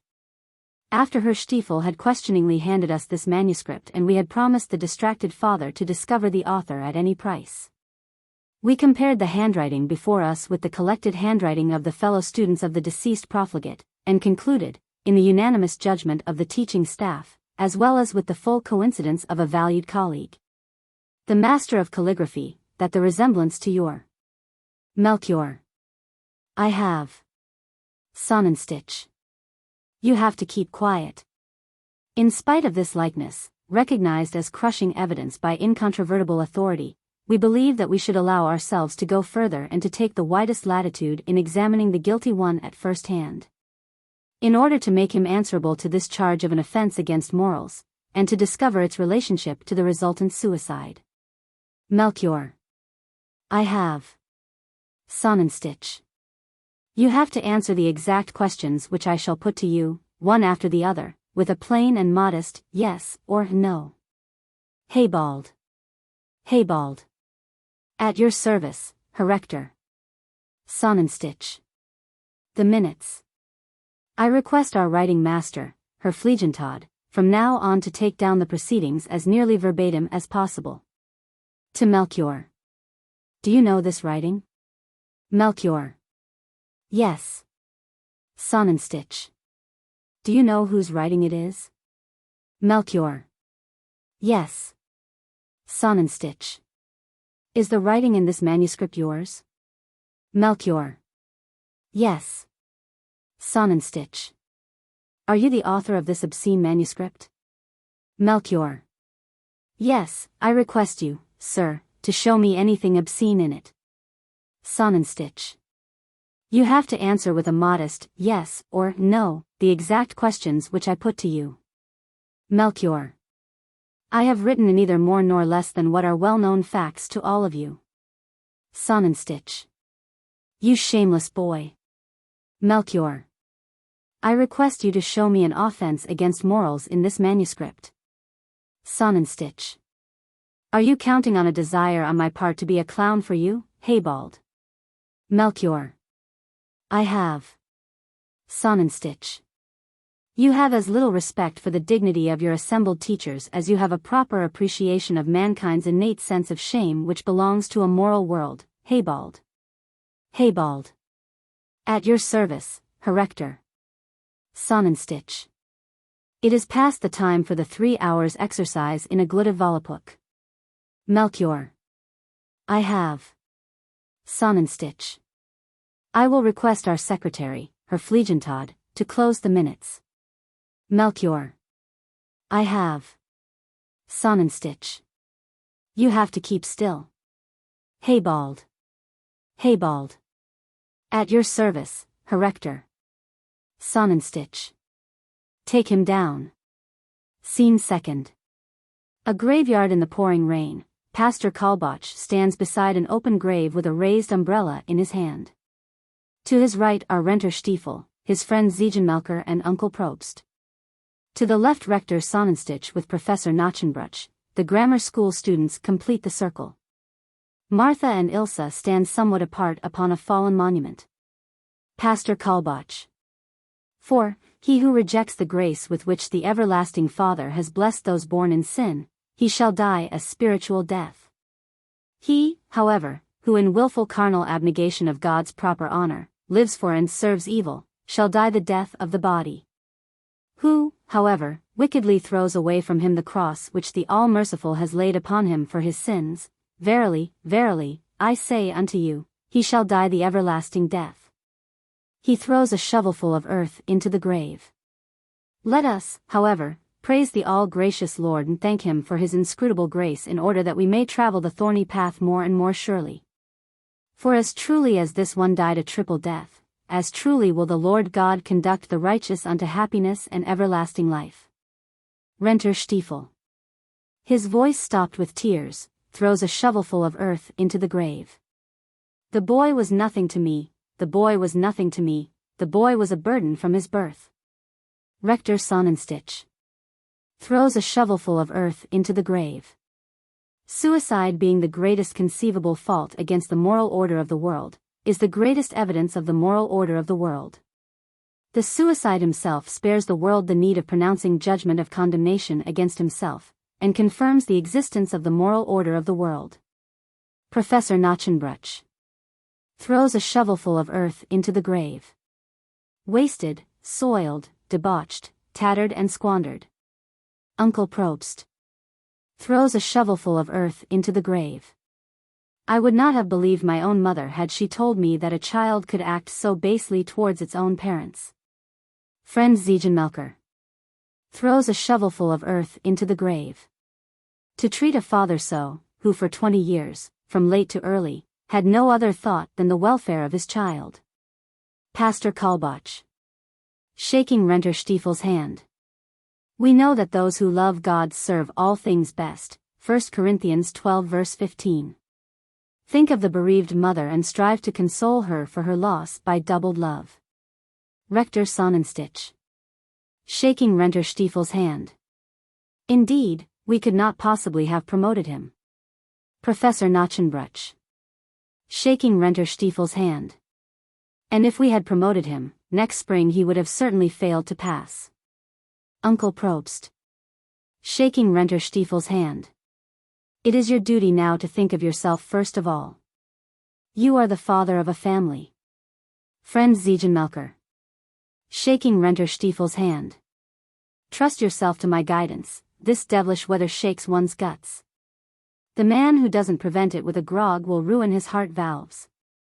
Renter Stiefel. Blowing his nose. The boy was nothing to me, the boy was nothing to me.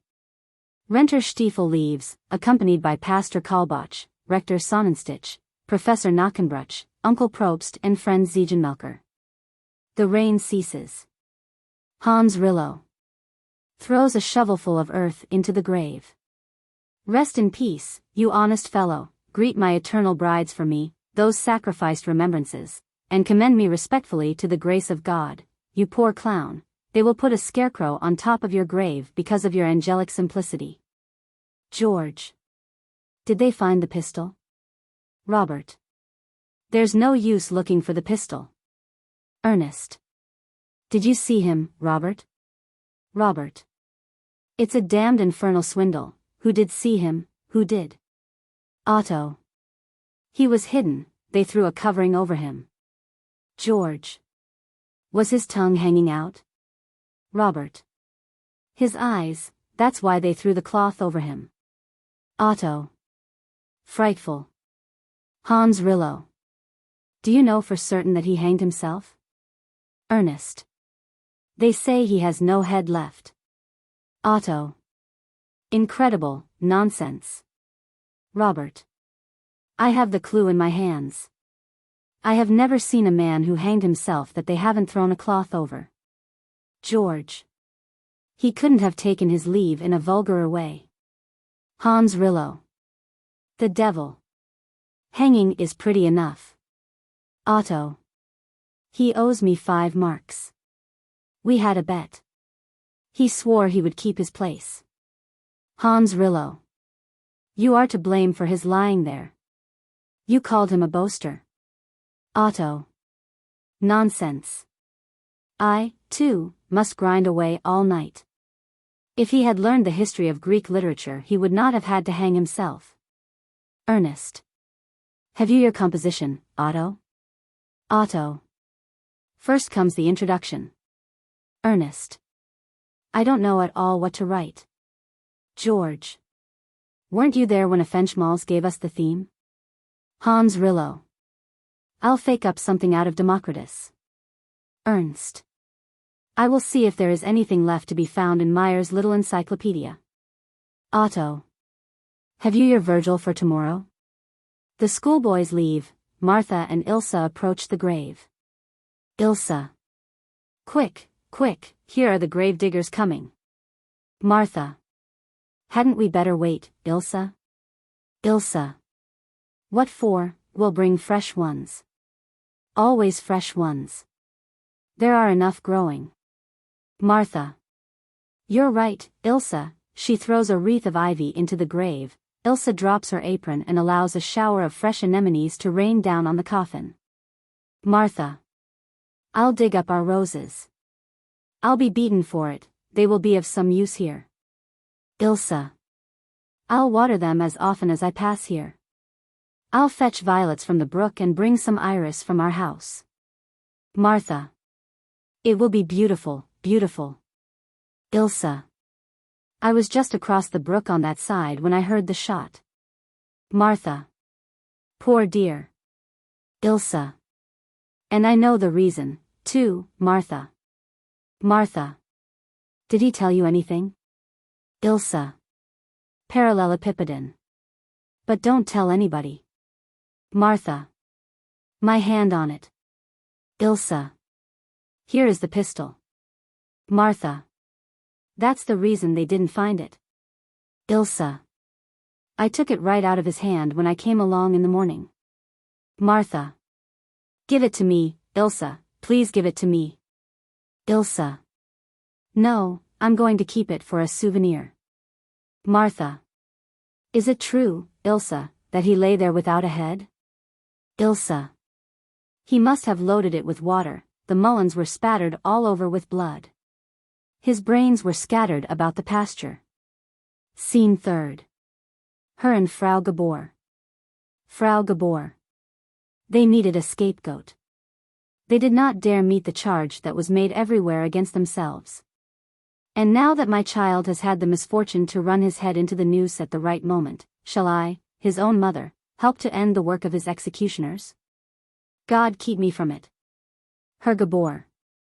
For 14 years I have looked on at your spirited educational methods in silence. They were contrary to my ideas. I had always lived in the conviction that a child was not a plaything. A child should have a claim upon our most earnest efforts. But, I said to myself, if the spirit and the grace of the one parent are able to compensate for the serious maxims of the other, they may be given preference over the serious maxims. I am not reproaching you, Fanny, but don't stand in my way when I seek to right your injustice and mine toward the lad. Frau Gabor. I will block the way for you as long as a warm drop of blood beats in me. My child would be lost in the house of correction. A criminal nature might be bettered in such an institution. I don't know. A fine-natured man would just as surely turn into a criminal, like the plants when they are kept from sun and light. I am conscious of no injustice on my part. Today, as always, I thank heaven that it showed me the way to awaken righteousness of character and nobility of thought in my child. What has he done which is so frightful? It doesn't occur to me to apologize for him. Now that they have hunted him out of school, he bears no fault. And if it was his fault, he has paid for it. You may know better. You may be entirely right theoretically. But I cannot allow my only child to be forcibly hunted to death. Herr Gabor. That doesn't depend on us, Fanny. That is the risk we took with our happiness. He who is too weak to march stops by the wayside. And, in the end, it is not the worst when what was certain to come comes in time to be bettered. Heaven protect us from that. It is our duty to strengthen the loiterer as long as reason supplies a means.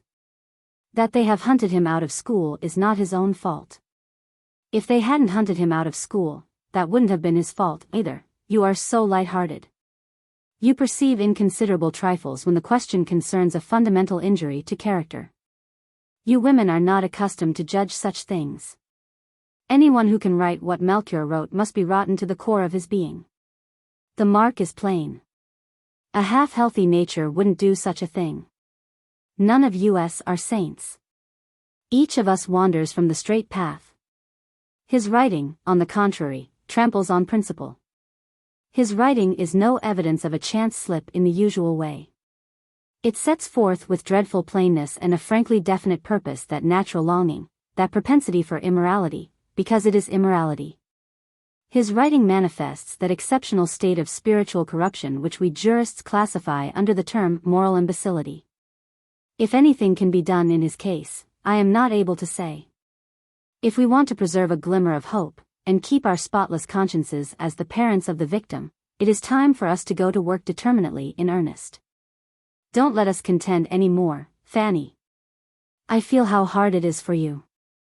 I know that you idolize him because he expresses so entirely your genial nature. Be stronger than yourself.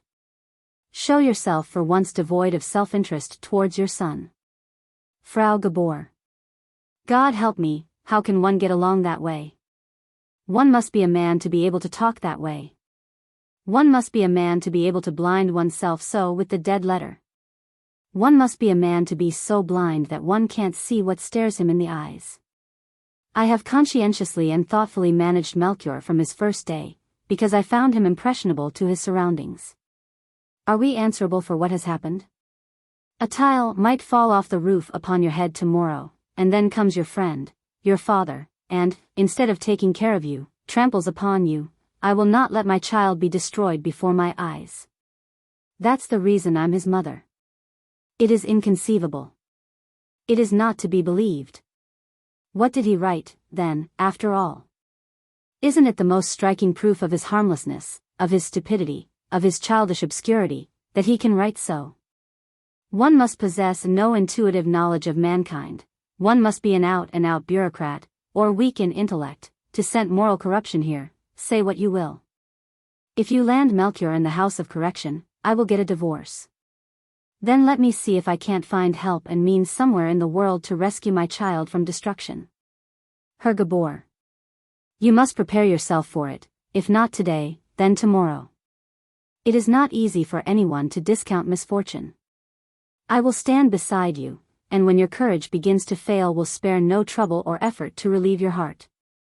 The future seems so gray to me, so full of clouds, it only remains for you to leave me too. Frau Gabor. I should never see him again, I should never see him again. He can't bear the vulgar. He will not be able to stand the dirt. He will break under restraint, the most frightful examples will be before his eyes. And if I see him again, oh God, that joyous heart, his clear laughter, all, his childish resolution to fight courageously for good and righteousness, oh, this morning sky. How I cherished it light and pure in his soul as my highest good. Hold me to account if the sin cries for expiation. Hold me to account. Do with me what you will. I will bear the guilt. But keep your frightful hand off the boy. Herr Gabor. He has gone wrong. Frau Gabor. He has not gone wrong. Herr Gabor. He has gone wrong. I would have given everything to be able to spare your boundless love. A terrified woman came to me this morning, scarcely able to control her speech, with this letter in her hand, a letter to her 15-year-old daughter. She had opened it simply out of curiosity. The girl was not at home. In the letter Melchior explains to the 15-year-old girl that his manner of acting left him no peace, that he had sinned against her, etc., etc. And that naturally he would answer for it. She must not fret herself even if she felt results. He was already on the road after help, his expulsion made it easier for him. The previous false step could still lead to her happiness, and more of such irrational nonsense. Frau Gabor. Impossible. Herr Gabor. The letter is forged. It's a cheat. Somebody is trying to take advantage of his generally known expulsion. I have not yet spoken to the lad about it, but please look at this hand. See the writing. Frau Gabor. An unprecedented, shameless bit of knavery. Herr Gabor. That's what I'm afraid. Frau Gabor. No, no, never, never. Herr Gabor. It would be so much the better for us. The woman, wringing her hands, asked me what she should do. I told her she should not leave her 15-year-old daughter lying about a haymow. Fortunately, she left me the letter. If we send Melchior to another grammar school, where he is not under parental supervision, in 3 weeks we shall have the same result. A new expulsion. His joyful heart will get used to it after a while. Tell me, Fanny, where shall I send the lad? Frau Gabor. To the House of Correction. Herr Gabor. To the Frau Gabor. House of Correction. Herr Gabor. He will find there, in the first place, that which has been wrongfully withheld from him at home, parental discipline, principles, and a moral constraint to which he must submit under all circumstances. Moreover, the House of Correction is not a place of terror, as you think it. The greatest weight is laid in the establishment upon the development of Christian thought and sensibility. The lad will learn at last to follow good in place of desire and not to follow his natural instincts, but to observe the letter of the law. A half-hour ago I received a telegram from my brother that confirms the woman's statement. Melchior has confided in him and begged him for 200 marks in order to fly to England. Frau Gabor. Covering her face. Merciful heavens. Scene 4th. The House of Correction. A corridor. Diethelm, Reinhold, Ruprecht, Helmuth, Gaston and Melchior. Diethelm. Here is a 20-pfennig piece. Reinhold. What shall we do with it? Diethelm. I will lay it on the floor. Arrange yourselves about it. Who can get it can keep it. Ruprecht. Won't you join us, Melchior? Melchior. No, thank you. Helmuth. The Joseph. Gaston. He can't do anything else. He is here for recreation. Melchior. To himself. It is not wise for me to separate myself from them. They all have an eye on me. I must join them, or the creature goes to the devil. Imprisonment drives it to suicide. If I break my neck, all is well. If I escape, that is good, too. I can only win. Ruprecht would become my friend. He has acquaintances here. I had better give him the chapter of Judas' daughter-in-law, Thamar, of Moab, of Lot and his kindred, of Queen Vashti and of Abishag the Shunammite. He has the unhappiest physiognomy of the lot of them. Ruprecht. I have it. Helmuth. I'll get it yet. Gaston. The day after tomorrow, perhaps. Helmuth. Right away, now, oh God. Oh God. All. Summa cum laude. Ruprecht. Taking the money. Many thanks. Helmuth. Here, you dog. Ruprecht. You swine. Helmuth. Gallows bird. Ruprecht. Hits him in the face. There. Runs away. Helmuth. Running after him. I'll strike you dead. The rest of them. Running after. Chase him. Chase him. Chase him. Chase him. Melchior. Alone, wandering toward the window. The lightning rod runs down there. One would have to wind a pocket handkerchief about it. When I think of them, the blood always rushes to my head. And Moritz turns my feet to lead. I'll go to a newspaper. If they pay me by space, I'll be a freelance, collect the news of the day, write, locals, ethical, psychophysical. One doesn't starve so easily nowadays. Public soup houses, Café Temperance. The house is 60 feet high and the cornice is crumbling. They hate me because I rob them of liberty. Handle myself as I will, there remain misdemeanors. I dare only hope in the course of the year, gradually, it will be new moon in 8 days. Tomorrow I'll grease the hinges. By Sunday evening I must find out somehow who has the key. Sunday evening, during prayers, a cataleptic fit. I hope to God nobody else will be sick. Everything seems as clear to me as if it had happened. Over the window frames I can reach easily, a swing, a clutch, but one must wind a handkerchief about it. There comes the head inquisitor. Exit to the left. Dr. Procrusts enters from the right with a locksmith. Dr. Procrusts. The window is on the 3rd floor and has stinging nettles planted under it, but what do the degenerates care for stinging nettles? Last winter one of them got out of the trap door on the roof, and we had the whole trouble of capturing him, bringing him back, and locking him up again. The locksmith. Do you want the grating of wrought iron? Dr. Procrusts. Of wrought iron, riveted so they cannot meddle with it. Scene 5th. A bedchamber. Frau Bergmann, Ina Muller and Dr. von Brospulver. Wendla, in bed. Dr. von Brospulver. How old are you, exactly? Wendla. 14.5. Dr. Von Brospulver. I have been ordering Blood's pills for 15 years and have noticed astonishing results in the majority of cases. I prefer them to cod liver oil and wine of iron. Begin with 3 or 4 pills a day, and increase the number just as soon as you are able.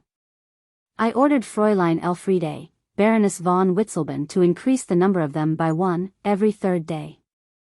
The Baroness misunderstood me and increased the number every day by 3. Scarcely 3 weeks later the Baroness was able to go to Permont with her mother to complete her cure. I will allow you to dispense with exhausting walks and extra meals. Therefore, promise me, dear child, to take frequent exercise and to avoid unwholesome food as soon as the desire for it appears again. Then this palpitation of the heart will soon cease, and the headache, the chills, the giddiness, and this frightful indigestion. Fräulein Elfriede, Baroness von Witzleben, ate a whole roast chicken with new potatoes for her breakfast 8 days after her convalescence. Frau Bergmann. May I offer you a glass of wine, doctor? Dr. von Brospulver.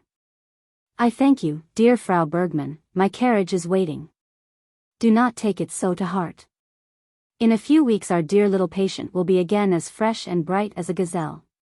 Be of good cheer. Good day, Frau Bergmann, good day, dear child, good day, ladies, good day. Frau Bergmann accompanies him to the door. Ina. At the window. Now your plantains are in bloom again. Can you see that from your bed? A short display, hardly worth rejoicing over them, they come and go so quickly. I, too, must go right away now. Muller is waiting for me in front of the post office, and I must go first to the dressmaker's. Mucky is to have his first trousers and Karl is to have new knit leggings for winter. Wendla. Sometimes I feel so happy, all joy and sunshine. I had not guessed that it could go so well in one's heart. I want to go out, to go over the meadows in the twilight, to look for primroses along the river and to sit down on the banks and dream. Then comes the toothache, and I feel as if I had to die the next morning at daybreak. I grow hot and cold, it becomes dark before my eyes, and then the beast flutters inside. As often as I wake up, I see mother crying. Oh, that hurts me so. I can't tell you how much, Ina. Ina. Shall I lift your pillows higher? Frau Bergmann. Returning. He thinks the vomiting will soon cease, and then you can get up in peace. 2. Think it would be better if you got up soon, Wendla. Ina. Possibly when I visit you the next time you will be dancing around the house again. Goodbye, mother. I must positively go to the dressmaker's. God guard you, Wendla dear. Kisses her. A speedy, speedy recovery. Exit Ina. Wendla. What did he tell you, mother, when he was outside? Frau Bergmann. He didn't say anything. He said Fräulein von Witzelben was subject to fainting spells also. It is almost always so with chlorosis. Wendla. Did he say that I have chlorosis, mother? Frau Bergmann. You are to drink milk and eat meat and vegetables when your appetite comes back. Wendla. Oh, mother, I believe I haven't chlorosis. Frau Bergmann. You have chlorosis, child. Be calm, Wendla, be calm, you have chlorosis. Wendla. No, mother, no. I know it. I feel it. I haven't chlorosis. I have dropsy. Frau Bergmann. You have chlorosis. He said positively that you have chlorosis. Calm yourself, girl. You will get better. Wendla. I won't get better. I have the dropsy, I must die, mother. Oh, mother, I must die. Frau Bergmann. You must not die, child. You must not die, great heavens, you must not die. Wendla. But why do you weep so frightfully, then? Frau Bergmann. You must not die, child. You haven't the dropsy, you have a child, girl. You have a child, oh, why did you do that to me? Wendla. I haven't done anything to you. Frau Bergmann. Oh, don't deny it any more, Wendla, I know everything. See, I didn't want to say a word to you. Wendla, my Wendla. Wendla. But it's not possible, mother. I'm not married yet. Frau Bergmann. Great Almighty God, that's just it, that you are not married. That is the most frightful thing of all. Wendla, what have you done? Wendla. God knows, I don't know any more.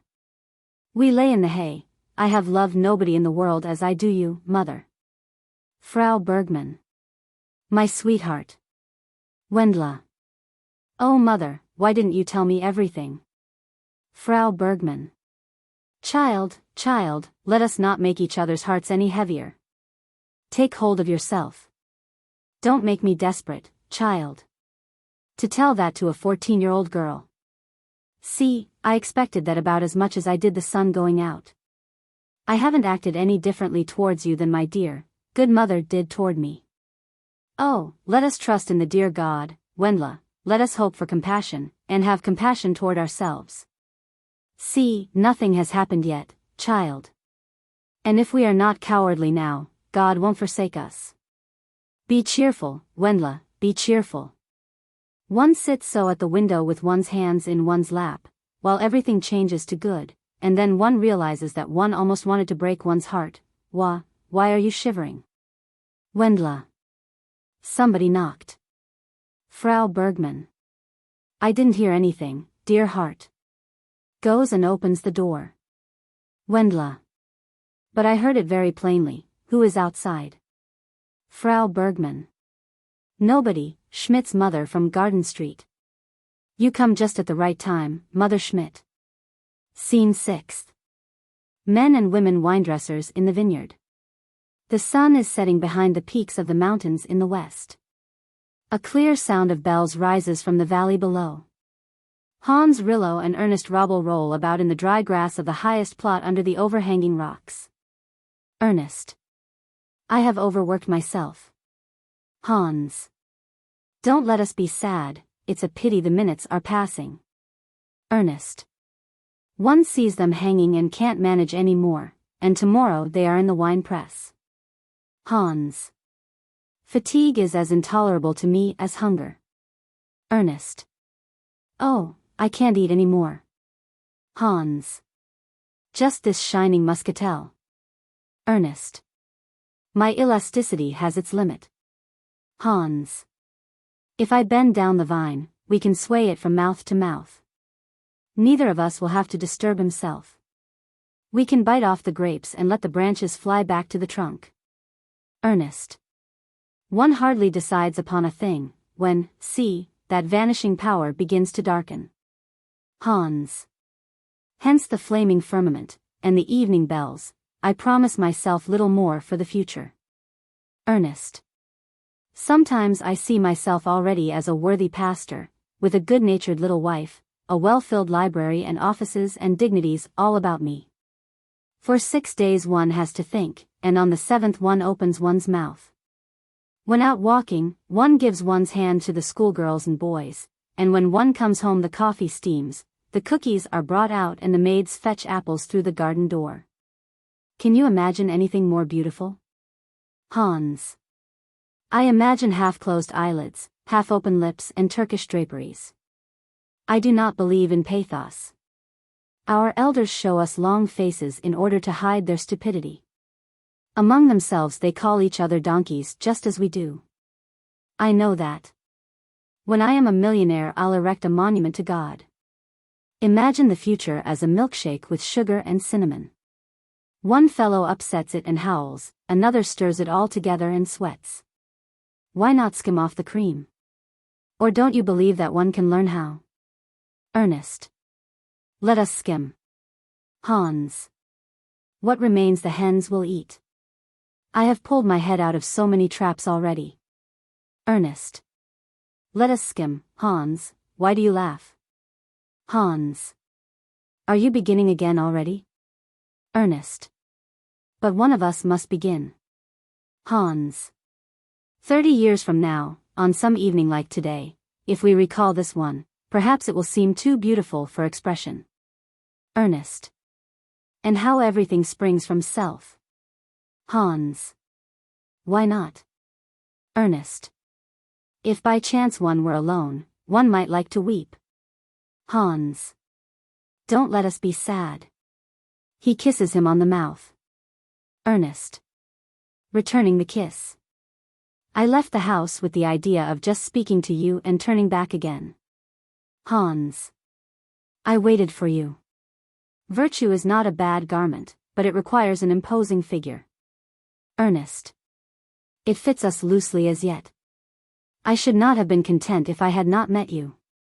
I love you, Hans, as I have never loved a soul. Hans. Let us not be sad. If we recall this in 30 years, perhaps we shall make fun of it. And yet everything is so beautiful. The mountains glow, the grapes hang before our mouths and the evening breeze caresses the rocks like a playful flatterer. Scene 7th. A clear November night. The dry foliage of the bushes and trees rustles. Torn clouds chase each other beneath the moon. Melchior clambers over the churchyard wall. Melchior. Springing down inside. The pack won't follow me here. While they are searching the brothels I can get my breath and discover how much I have accomplished. Coat in tatters, pockets empty, I'm not safe from the most harmless. I must try to get deeper into the wood tomorrow. I have trampled down a cross, even today the flowers are frozen, the earth is cold all around. In the domain of the dead. To climb out of the hole in the roof was not as hard as this road. It was only there that I kept my presence of mind. I hung over the abyss, everything was lost in it, vanished. Oh, if I could have stayed there. Why she, on my account, why not the guilty, inscrutable providence? I would have broken stones and gone hungry. What is to keep me straight now? Offense follows offense. I am swallowed up in the morass. I haven't strength left to get out of it. I was not bad, I was not bad, I was not bad. No mortal ever wandered so dejectedly over graves before. Pa, I won't lose courage. Oh, if I should go crazy, during this very night. I must seek there among the latest ones. The wind pipes on every stone in a different key, an anguishing symphony. The decayed wreaths rip apart and swing with their long threads in bits about the marble crosses, a wood of scarecrows. Scarecrows on every grave, each more gruesome than the other, as high as houses, from which the devil runs away. The golden letters sparkle so coldly, the weeping willows groan and move their giant fingers over the inscriptions. A praying angel, a tablet. The clouds throw their shadows over it. How the wind hurries and howls. Like the march of an army it drives in from the east. Not a star in the heavens. Evergreen in the garden plot, evergreen, a maiden. Here rests in God. Wendla Bergmann, born May 5, 1878. Died from chlorosis. October 27, 1892. Blessed are the pure of heart. And I am her murderer. I am her murderer, despair has left me, I dare not weep here. Away from here, away. Moritz Stiefel. With his head under his arm, comes stamping over the graves. A moment, Melchior.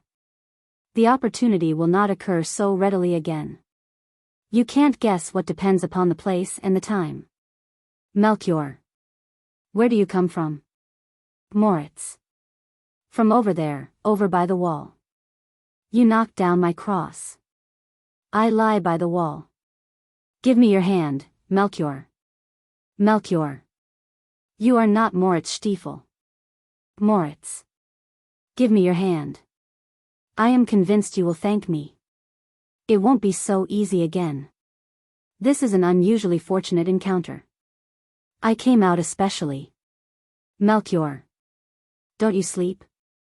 Moritz. Not what you call sleep. We sit on the church tower, on the high gables of the roof, wherever we please. Melchior. Restless? Moritz. Half happy. We wander among the mayflowers, among the lonely paths in the woods. We hover over gatherings of people, over the scene of accidents, gardens, festivals. We cower in the chimneys of dwelling places and behind the bed curtains. Give me your hand. We don't associate with each other, but we see and hear everything that is going on in the world. We know that everything is stupidity, everything that men do and contend for, and we laugh at it. Melchior. What good does that do? Moritz. What good does it have to do? We are fit for nothing more, neither good nor evil. We stand high, high above earthly beings, each for himself alone. We do not associate with each other, because it would bore us.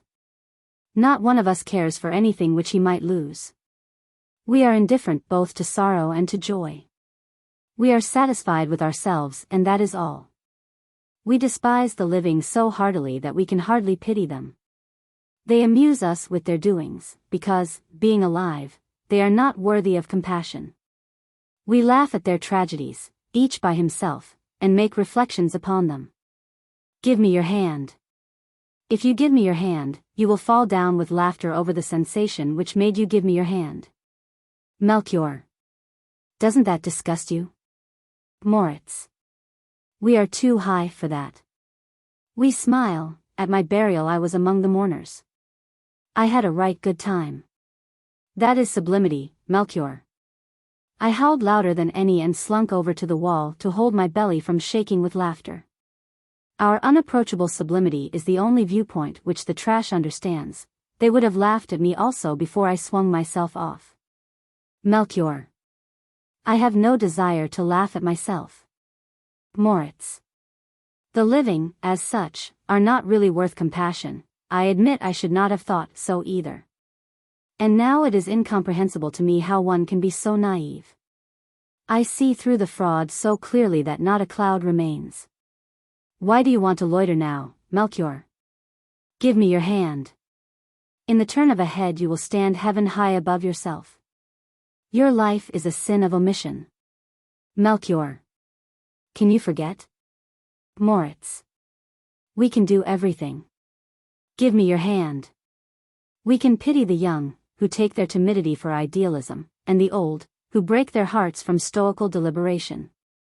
We see the Kaiser tremble at a scurrilous ballad and the Lazzaroni before the youngest policeman. We ignore the masks of comedians and see the poet in the shadow of the mask. We see happiness in beggars' rags and the capitalist in misery and toil. We observe lovers and see them blush before each other, foreseeing that they are deceived deceivers. We see parents bringing children into the world that they may be able to say to them, "How happy you are to have such parents." And see the children go and do likewise. We can observe the innocent girl in the qualms of her first love, and the 5-groschen harlot reading Schiller. We see God and the devil blaming each other, and cherish the unspeakable belief that both of them are drunk. Peace and joy, Melchior. You only need to reach me your little finger. You may become Snow White before you have such a favorable opportunity again. Melchior. If I gave you my hand, Moritz, it would be from self-contempt. I see myself outlawed.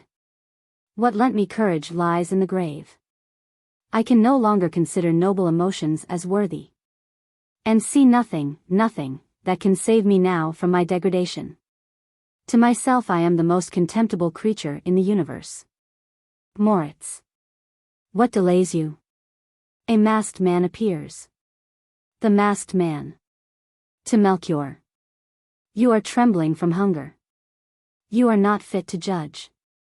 To Moritz. You go. Melchior.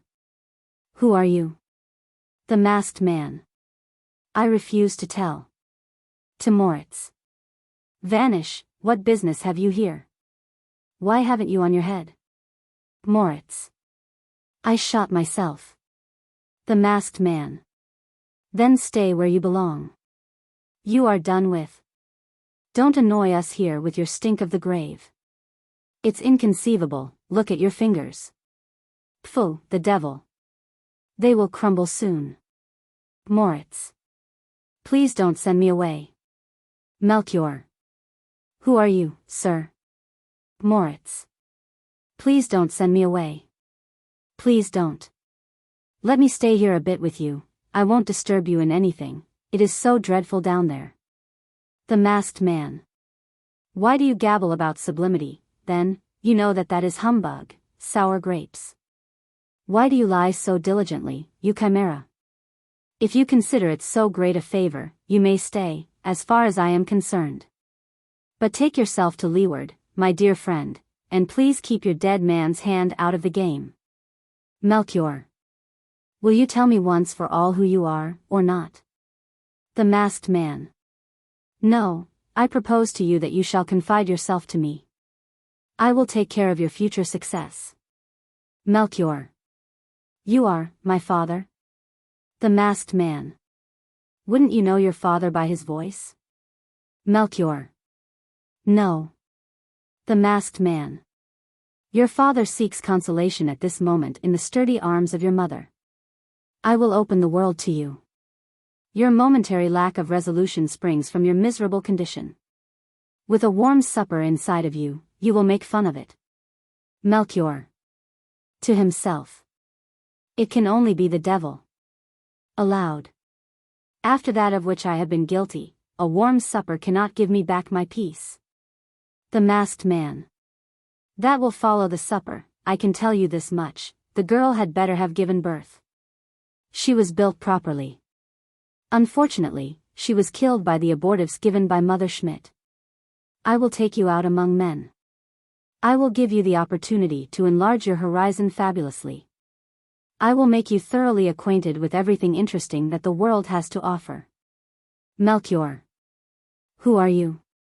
Who are you? I can't trust a man that I don't know. The masked man. You can't learn to know me unless you trust me. Melchior. Do you think so? The masked man. Of course, besides, you have no choice. Melchior. I can reach my hand to my friend here at any moment. The masked man.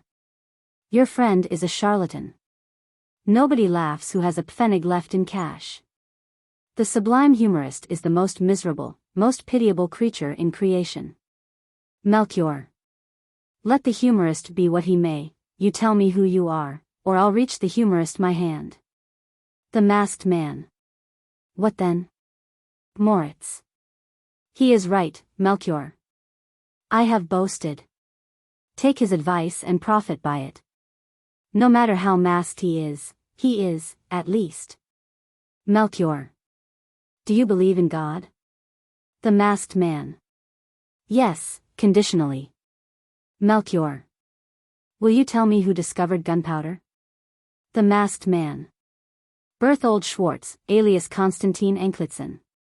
A Franciscan monk at Freiburg in Breisgau, in 1330. Moritz. What wouldn't I give if he had let it alone? The masked man. You would only have hanged yourself then. Melchior. What do you think about morals? The masked man. You rascal, am I your schoolboy? Melchior. Do I know what you are? Moritz. Don't quarrel, please don't quarrel. What good does that do?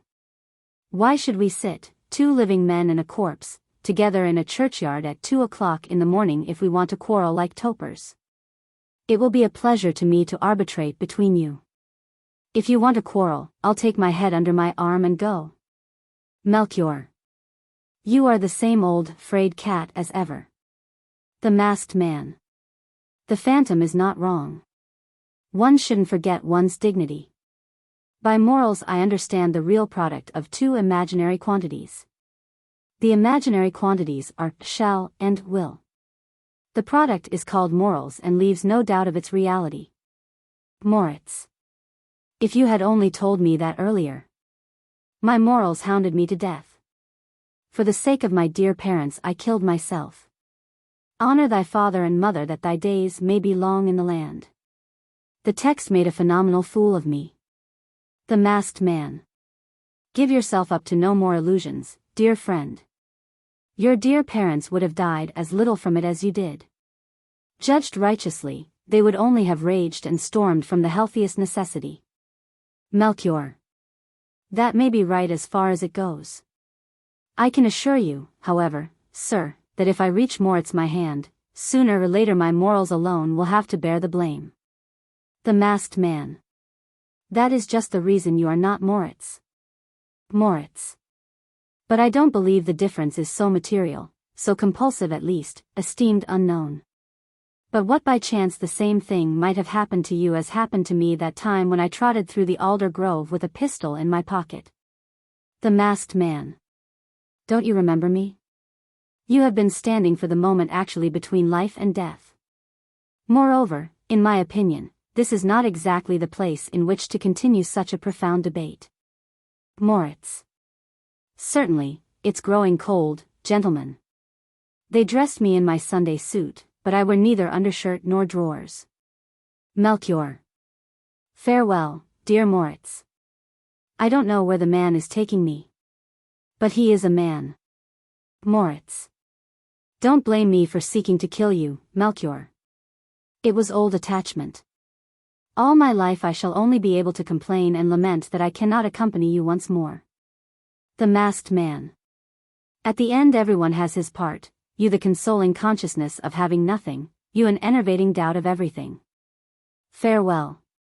Melchior. Farewell, Moritz. Take my heartfelt thanks for appearing before me again. How many former bright days have we lived together during the 14 years? I promise you, Moritz, come what may, whether during the coming years I become 10 times another, whether I prosper or fail, I shall never forget you. Moritz. Thanks, dear friend. Melchior. And when at last I am an old man with gray hair, then, perhaps, you will again stand closer to me than all those living about me. Moritz. I thank you. Good luck to your journey, gentlemen. Do not delay any longer.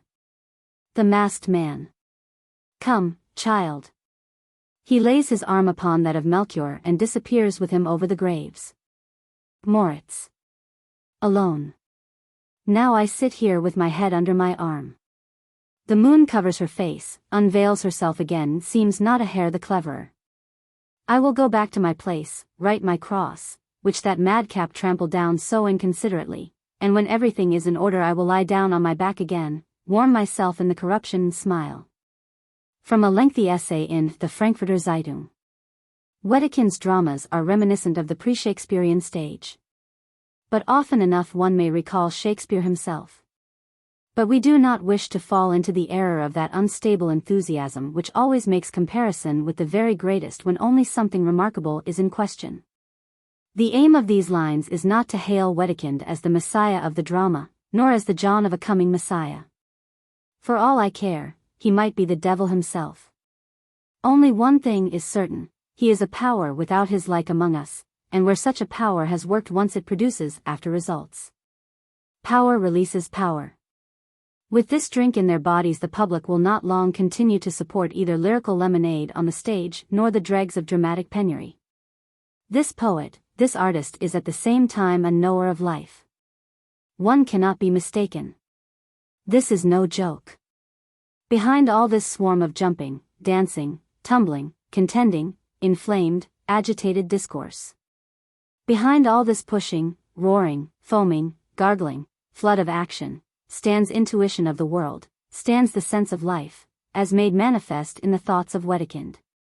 It is no tearer, no eradicator, no falterer, who in this frightfully beautiful bustle of passion and inevitableness has given a picture of his own dissoluteness. He is a poet-animal trainer, who knows and rules his beasts. A man, if you please. List in Belles Lettres. Published by Brown Brothers. Lafayette Building, Philadelphia. The Awakening of Spring. By Frank Wedekind. A tragedy of childhood, dealing with the sex question in its relationship to the education of children. A new edition just out. Cloth, gilt top, decal edge, $1.25 net. By mail, $1.35. Here is a play which on its production caused a sensation in Germany, and can without exaggeration be described as remarkable. These studies of adolescence are as impressive as they are unique. The Athenaeum, London. The Creditor. By August Strindberg. Translated from the Swedish by Francis J. Ziegler. A psychological study of the divorce question by the greatest living Scandinavian dramatist. Cloth, $1 net, postage, 8 cents. Fordringsiger was produced for the first time in 1889, when it was given at Copenhagen as a substitute for Fröken Julie, the performance of which was forbidden by the censor. 4 years later Berlin audiences made its acquaintance, since when it has remained the most popular of Strindberg's plays in Germany. A Dilemma. By Leonidas Andreev. Translated from the Russian by John Kournos. Cloth, 75 cents net. Postage, 7 cents. A remarkable analysis of mental subtleties as experienced by a man who is uncertain as to whether or not he is insane. A story that is Poe-like in its intensity and full of grim humor. One of the most interesting literary studies of crime since Dostoevsky's Crime and Punishment. Chicago Evening Post. Discords. A volume of poems by Donald Evans. With the publication of this volume must end the oft-repeated complaint that real English poetry is no longer being written. These poems have no sermon to preach, no evils to arraign, no new scheme of things to propound. They are poems written in the sincere joy of artistic creation, and they possess a compelling music and an abiding beauty. This poet, who is singing only for the pleasure of singing, in his 60 or more poems that make up the volume, offers vivid glimpses of the stress and strain of modern life. He thinks frankly, and his utterances are full of free sweep and a passionate intensity. Dark green boards, $1 net, postage, 8 cents. Swan White. By August Strindberg. A fairy drama, translated by Francis J. Ziegler. Printed on decal edge paper and attractively bound in cloth, $1 net, postage, 8 cents. A poetic idyll, which is charming in its sweet purity, delightful in its optimism, elusive in its complete symbolism, but wholesome in its message that pure love can conquer evil.